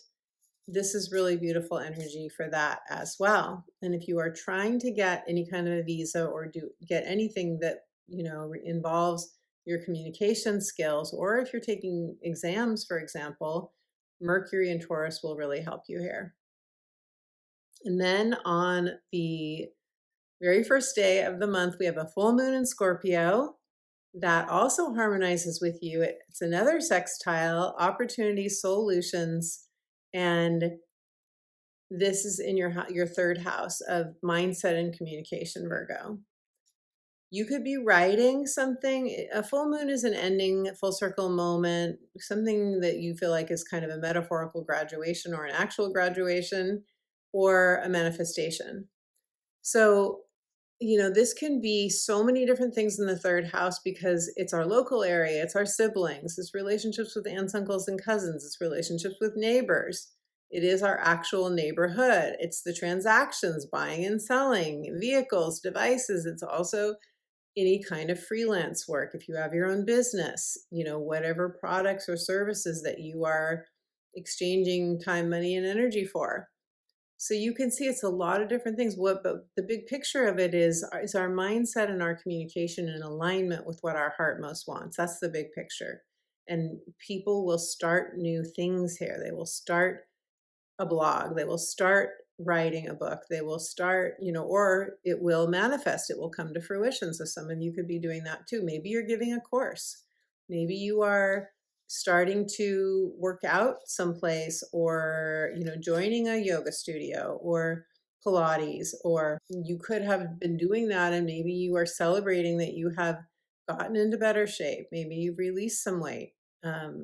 Obviously this is different for everyone, but you get the idea. And you could be moving to a new neighborhood. You could be leaving a neighborhood, if I didn't already say that. On May 16th, we have the Taurus new moon in your 9th house. So Virgo, we already talked about Mars and Mercury in Taurus. Here's another trine that you're getting from this new moon. We're planting seeds of intentions during new moons. We are reflecting on what we most want. This could be a very spiritual month for you. This new moon could have you really thinking about your spirituality and just what you want to experience. Taurus is that very visceral, embodied energy. Some of you could be planting seeds of intention for future travel, for some sort of maybe workshop. Maybe you want to do like a yoga teacher training. Maybe you want to do a silent meditation retreat in the future. You could be reflecting on those kinds of things, or starting a podcast or a broadcast, or publishing a book, or sharing your message or your enthusiasm, or in some way closing out. Maybe you want to finish or close out a lawsuit, or maybe you're starting one. Maybe you're reflecting on, do I want to pursue some sort of do I want to talk to a lawyer about something that happened to me that I would like to be made whole, concerning that. And then on May 20th, the sun will enter Gemini in your 10th house. Now, it is true that whenever we have a transit in any of the houses that are on the angles of our chart, 1st, 7th, 4th, or 10th, those are squares or oppositions. That is true, or conjunctions. You're getting a square from this energy because Gemini energy squares your energy, Virgo. But what does that mean? When we hear the word square, sometimes we're like, oh no, oh no, this is going to be bad. Squares are not bad. Squares are activating. They're activating. They get us into action. They get us into motion. They get us making decisions, thinking about things, taking action, because the angles of our chart are the most important areas of our life. So it makes sense, right? The things that really activate us are the things that really matter to us. So if you are changing careers, if you're in transition, if you are figuring out, do I want to stay here or leave here? If you're thinking about retirement or semi-retirement, or changing the way you work, changing the way you spend your time, if you're focused on life purpose, expressing that more fully, making money through a vocation, making money through or just feeling more fulfilled by doing something that you're passionate about, all of that could come up for you this month, any time of the month, really, because we're going to start the month with Venus in Gemini, then the sun will be in, then Mercury, then the sun. So Uranus will be there by the beginning of the month. So it's a very, very active part of your chart. Are you thinking about career or life purpose or how you spend your time? That's my question for you, Virgo. I would be very surprised if you're not, especially if you have planets or points in the very early degrees of your sign or the other mutable signs, especially that. But know that if you have anything unexpected happen this month with the sun and Mercury making a conjunction to Uranus, which I break down for you in part 1 of this video, if you do have anything like that happen, if you feel more if you feel more rebellious or restless, or you get this wild hair idea, as we say, it would not be surprising. Take your time. Unless you're in a true emergency, it's not an emergency. Uranus will make us feel that way. Take care of your nervous system. You may need extra sleep. Our sleep will be activated with Uranus transits this month. But know that Uranus wants to free, liberate, and awaken us. And I have a whole playlist for you on Uranus and Gemini. So if you want to watch that, it's linked in the description box below. And finally, on May 31st, we will have our blue moon on the very last day of the month in Sagittarius in your 4th house. Another angle of your chart, another activation for you. The 4th house is connected to our actual home, our family, the family we've created, our family of origin, one or the other or both. And it's where we want to feel a sense of belonging and rootedness and safety and security. So a full moon in the 4th house can be like, I found my home. I'm now where I want to be. Maybe you're moving. Maybe you're landing someplace. Maybe you are doing some ancestral healing that really pulls you forward into the next consciousness or timeline, as we say. Something could be, you could have a dream about something that happened to you as a child or a past life that is deeply healing for you. A full moon is where we can really release emotionally and shed what needs to be shed and feel new again. I love the Sag full moon. I talk about why I love it in part 1 of this video. But with that full moon, something could happen for you in your 4th house that really is life-changing for you, or that just sets you on a new path or brings clarity for you with a family member, with your home. Maybe you're inspired to build a home. That could happen too. Let's see what the cards have to say for you, beautiful Virgo. For your month of May, Virgo. I forgot to sing, you guys. Virgo. There, you got it at the end. You are, I think, the only sign that says, I love it when you sing, Virgo. So there you go. Sorry, I forgot at the beginning. Sky Dancer, Surrender. I wonder if you got this card before. Somebody got this card in the last video. I don't know which sign it was, if it was you guys. But what I love about this card is this dragonfly is literally dancing, is being held by the divine. And transformation is a theme of the dragonfly. And yet there's a celebration. There's a lightness. There's a surrender. There's a flow. There's an ease. There's an ease in surrendering, right? So beautiful Virgo, if you want to claim that you are a sky dancer, that you are in surrender, that you are enjoying the sweetness of life, is what I see in this card. And you can tell me what you see in this card. I see a bliss.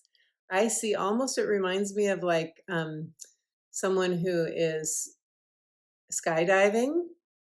Oh, sky dancer, there you go.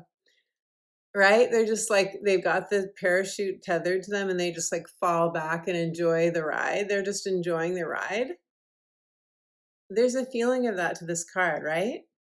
The sky dancer, enjoying the ride of blissful surrender. If you want to claim this or anything else, in the comments, let us know. Virgo, I would love to hear. Leo. Hello, beautiful Leo. If you're watching on the premiere, thank you for hanging in there. Leo, this I think is going to be a turning point month for you. Why do I say this? Because with the new and full moons, your career sector, your 10th house, whether it's career, retirement, or how you spend your time, your life purpose express, that is being activated this month, and so is your home and family. That axis is being activated by the new and full moons, and so that brings often a turning point or a decision, depending on whether the degrees of those new and full moons activate your natal planets and points in your chart. I share all about who's going to feel those most intensely in part 1 of this video. What I love for you this month is that the first half of the month, we've got Venus and Gemini in your 11th house of hopes, wishes, and dreams. The 11th house is the world is your oyster. It's a new cycle beginning. And Gemini energy really sparks your energy. It's the air to your fire. So I love that for you. Really lovely for friendships and new community and branding or promoting something. And then in the second half of the month, we have Mercury move into Gemini, and then the sun will follow suit into Gemini. And then we have the activation that Mercury and the sun do with Uranus. So this is, something really sparking. Maybe it's a new epiphany or exciting opportunity that you didn't plan on. It is, of course, with your intention. I'm sure you're intending if you want something like this, but the sextile energy from all the Gemini energy is really, really wonderful for new opportunities coming in, something tangible.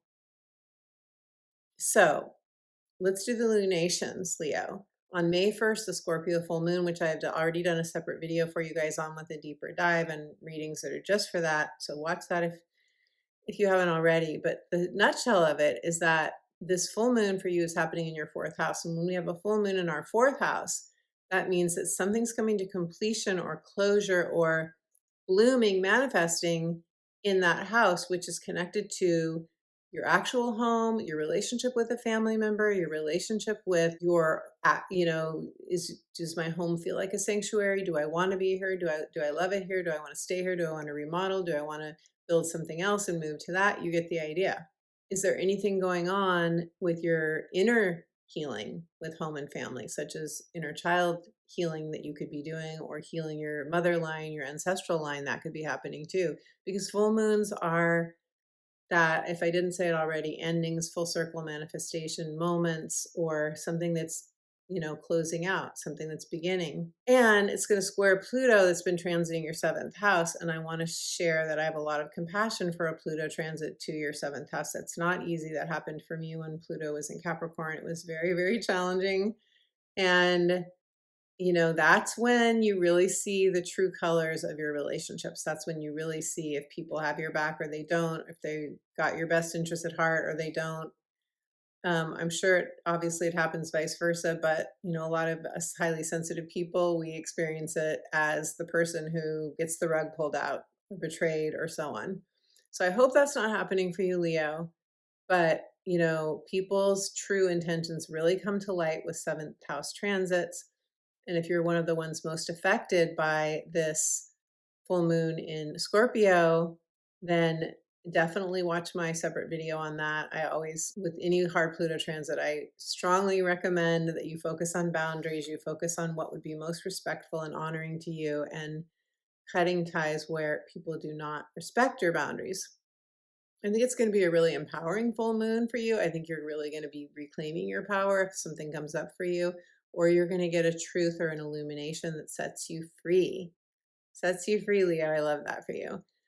On May 16th, we have a new moon in Taurus. That's the 10th house, 4th house activation that I was talking about. It will be in your 10th house. It's a new moon, so we're just talking 10th house here. But, oftentimes we're looking at kind of the overall picture of our life with a new moon. It's not just, do I love my job? Do I want to stay here? Sometimes it can bring in location-wise, is this still a good location for me?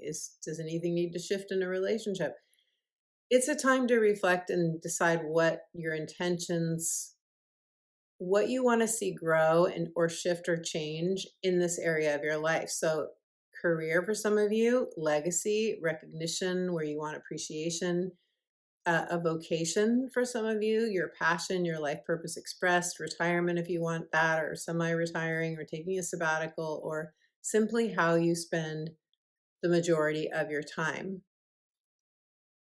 And what's coming to me right now is that some of you really do want more appreciation and recognition. Some of you do feel like you're not being honored enough, or you're not being given the opportunities or, you know, the chance to really shine in the way that you are meant to shine. So if that's true for you, you know, those kinds of intentions of I am appreciated, you can create an I am statement that goes along with any ritual, new moon ritual you do. That could be really powerful for this new moon for you. Mars and Mercury will be in Taurus for part of this month in your 10th house. That's really going to get you into action because it is that square that I talked about. It motivates us. It gets us into taking action, such as applying for new jobs, starting a business, you know, really getting clear on what our heart most wants and following that. And then on May 20th, the sun will enter Gemini. Mercury will have already entered Gemini. Venus was there for the first part of this month. There's a lot of activity in your 11th house. And again, this energy is very spark-filled for you. It's lovely, air to your fire. The 11th house says, what? The world is your oyster. What do you want? What is your dream for fulfillment? What's your vision? What is your new, you know, the sense of how you want to live? How do you want to feel? You don't have to know what it is. You can use the intention of this is how I want to feel. And support is probably part of that because this is the house of supporters, allies, friendships. What do you want to experience in your friendships? How about like-minded connections, new community, social media platforms, feeling like you're part of a community?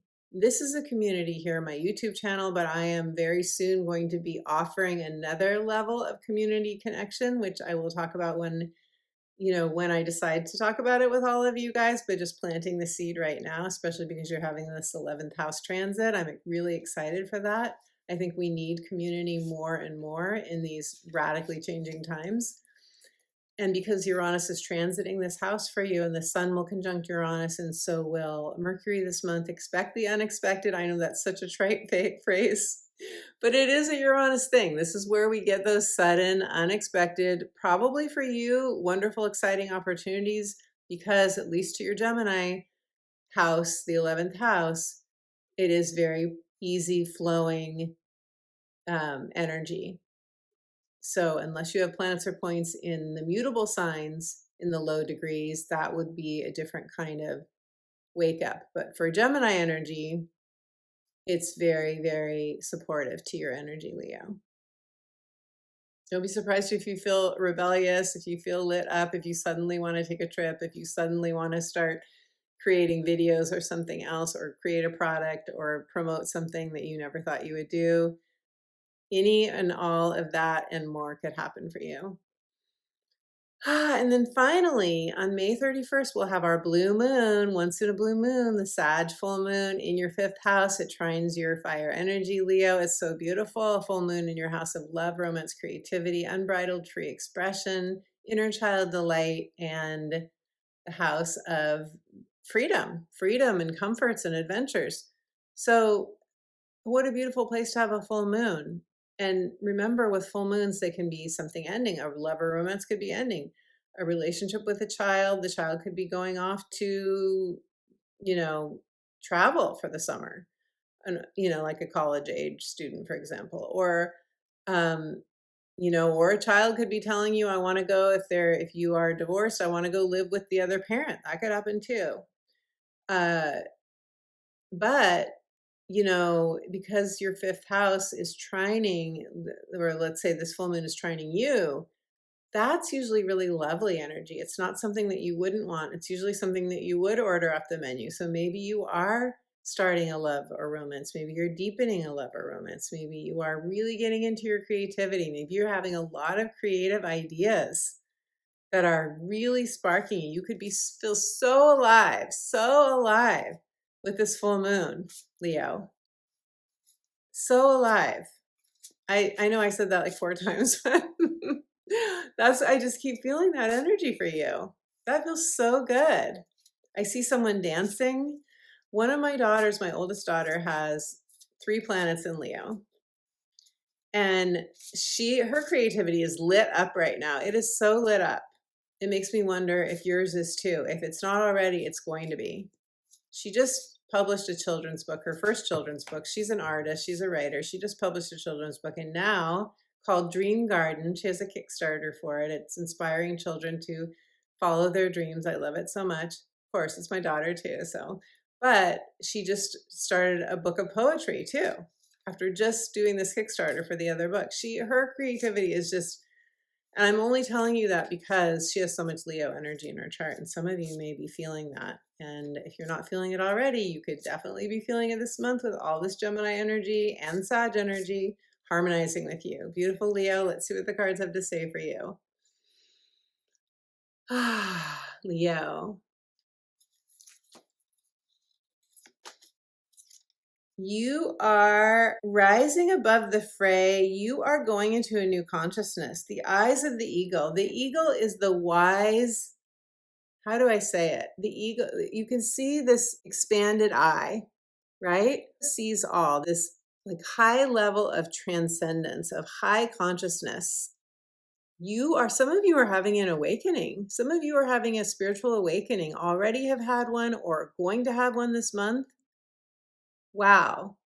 Rising above the fray. If anything happens this month that feels difficult, which I have to say could happen with the Taurus new moon or the Scorpio full moon, because they do make those harder aspects to your energy. But if anything does, you're going to rise above the fray.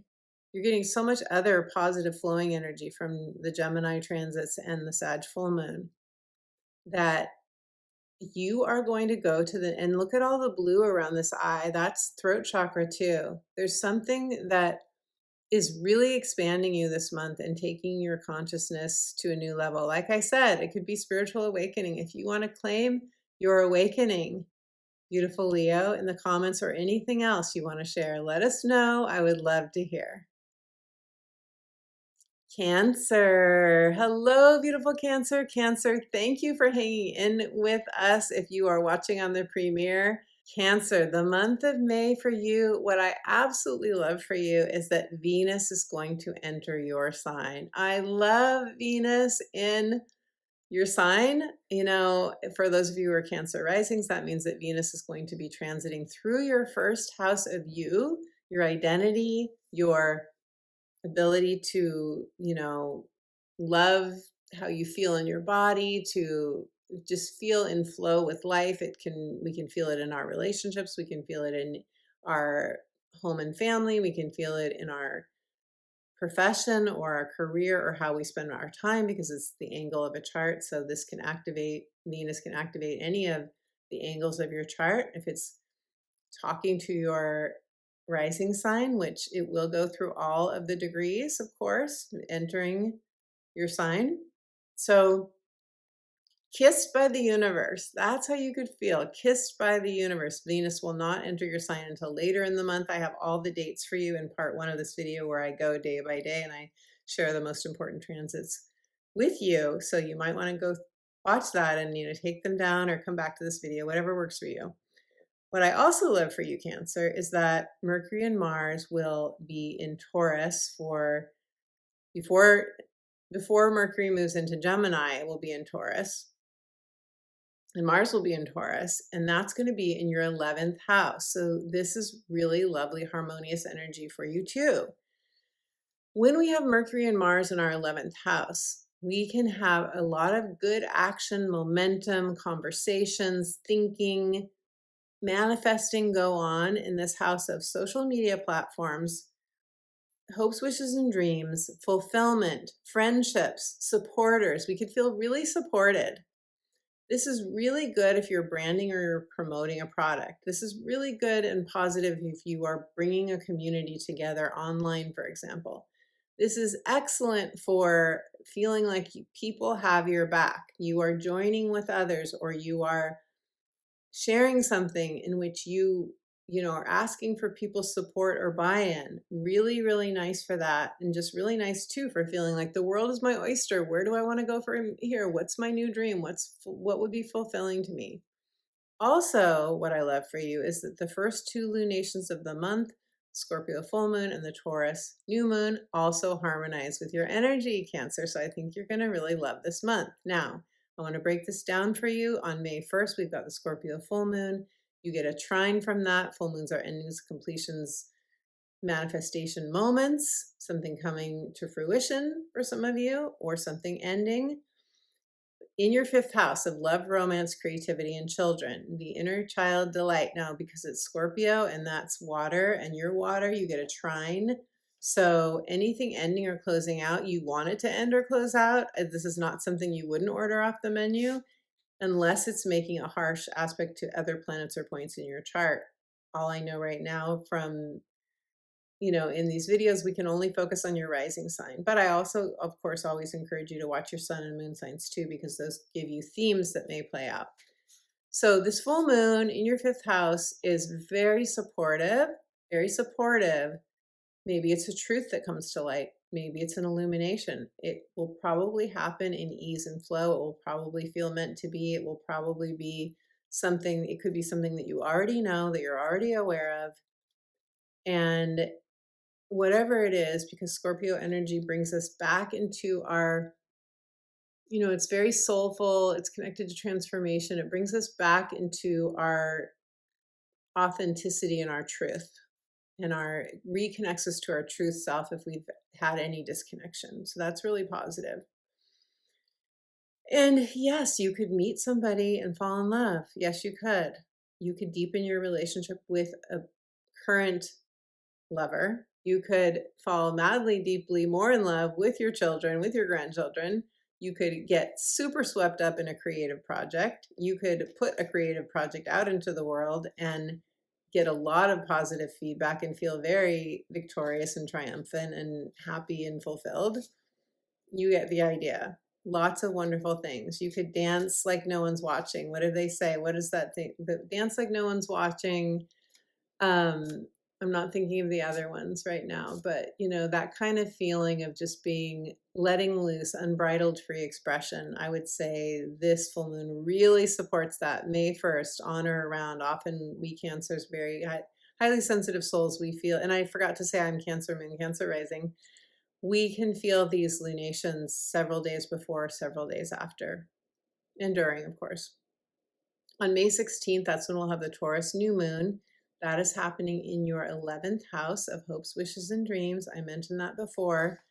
It's a good time to seed intentions for whatever you want to experience with friends, where you want to feel support, any place you want to travel, where you want to expand, any product or service you're wanting to share with others. Online dating. Actually, this would be a great month if you want to meet somebody and you are willing to enter the trenches of online dating.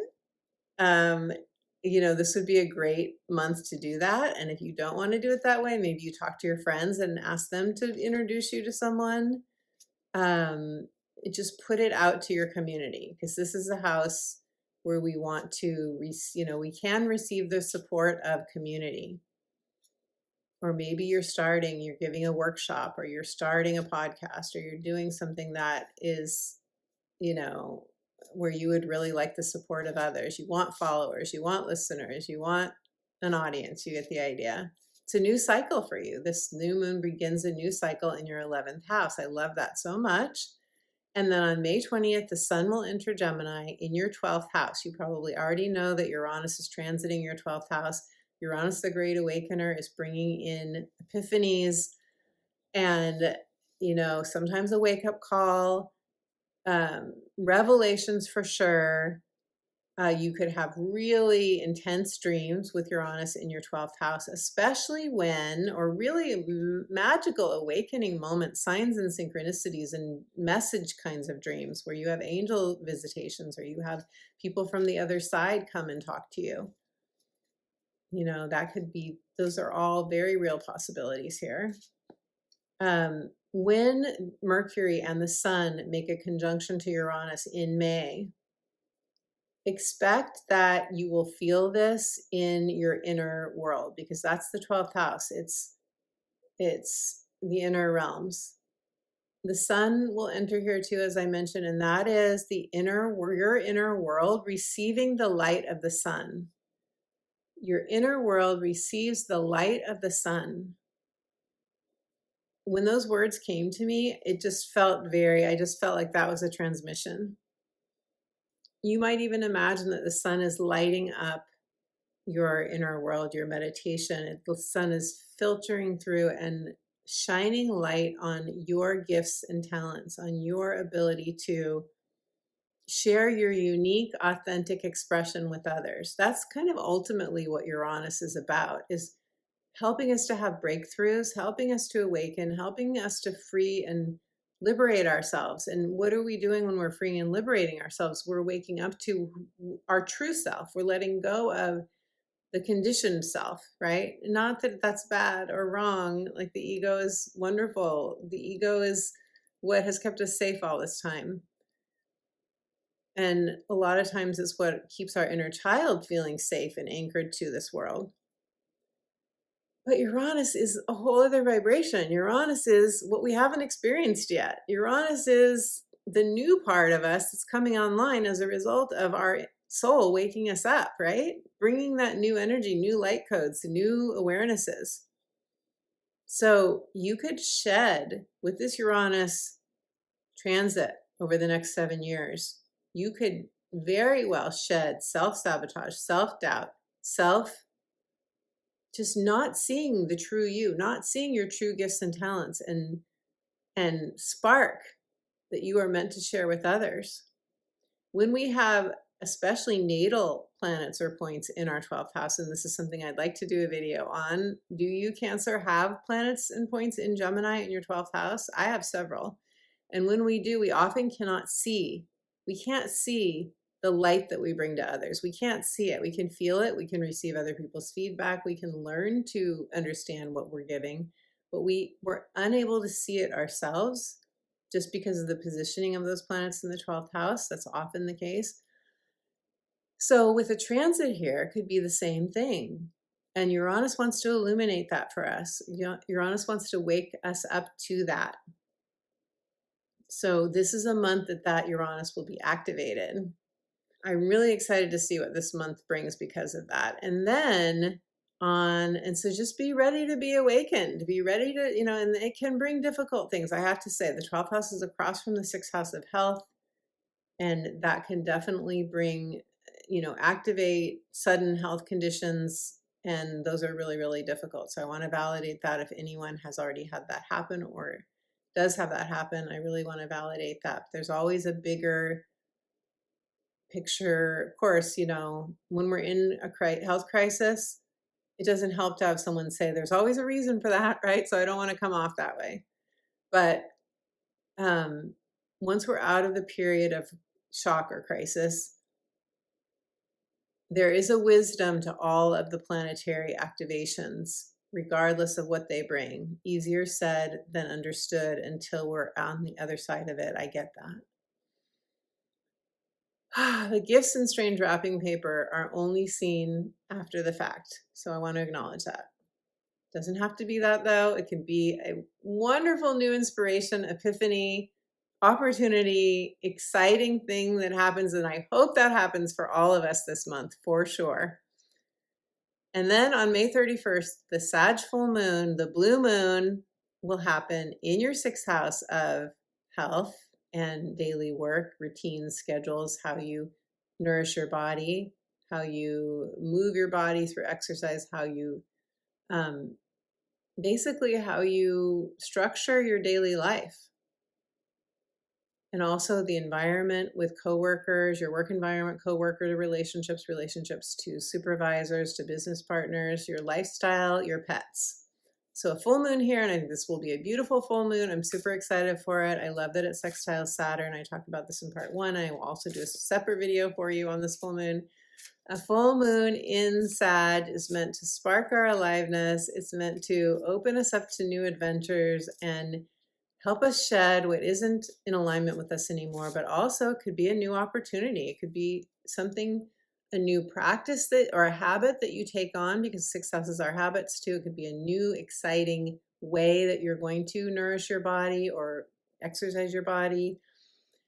You could start dancing again if you haven't been dancing, Cancer. You could start singing some more if you haven't been singing. You could start, a workout routine, changing the foods you eat, changing your job, leaving a job. I hope nobody gets let go from a job unless you want to be let go from a job. That does happen occasionally. I hope that doesn't happen, but if it does, you are definitely moving on to bigger and better things. I know there's a grief process with that, and it can be very, very hard. I get all of that. Or it could be getting a new job, or leaving, saying, I'm not working, I'm not doing a job anymore. I'm retiring, or I am moving on to my own business. I am going in on a business with a partner. Lots of different ways this can play out. But this fuel moon, okay, it's going to fuel us. It's going to fuel us. Ooh, I kind of love that happened. The fuel moon, the fuel moon is going to fuel us on this fiery Sag full moon. Oh my goodness, Cancer, let's pull a card for you. It's going to be interesting to see with Uranus conjunct my Venus, which it is when it moves back into Gemini, how my expression gets even a little more fun and different. And I'm open to it. I love it. I am all for individual, quirky expression, letting our freak flag fly. Cancer, your card is... yes, limitless possibility, stars in the sky, limitless possibility. This card to me is clearly saying, if you haven't been sitting in meditation, if you haven't been receiving divine love, if you haven't allowed the divine to filter its healing light and love, light codes down through your crown into your body, if you haven't allowed yourself to venture out to the galaxies, to visualize yourself floating in space, to feel what it feels like to be a spiritual being, it's time to infuse yourself with that. It's time to infuse yourself with the higher frequency love and light. You are on a bridge. You are moving from one vibration to another, one consciousness to another, one timeline to another, however you describe it. You are walking into limitless possibility. You are limitless possibility if you want to claim your identity as I am limitless possibility. I absolutely love that. It is a number 51 that reduce 5 is change and adventure and freedom. 1 is new beginnings.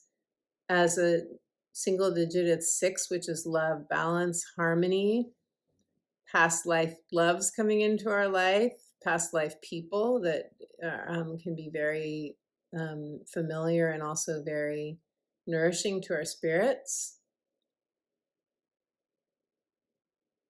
Whatever you relate to from this card, to me, this is very Uranus, because this being is lit up with white light and they're being renewed, replenished, and activated with brand new, higher vibe energy. If you want to claim your limitless possibility, beautiful Cancer, let us know in the comments. I would love to hear.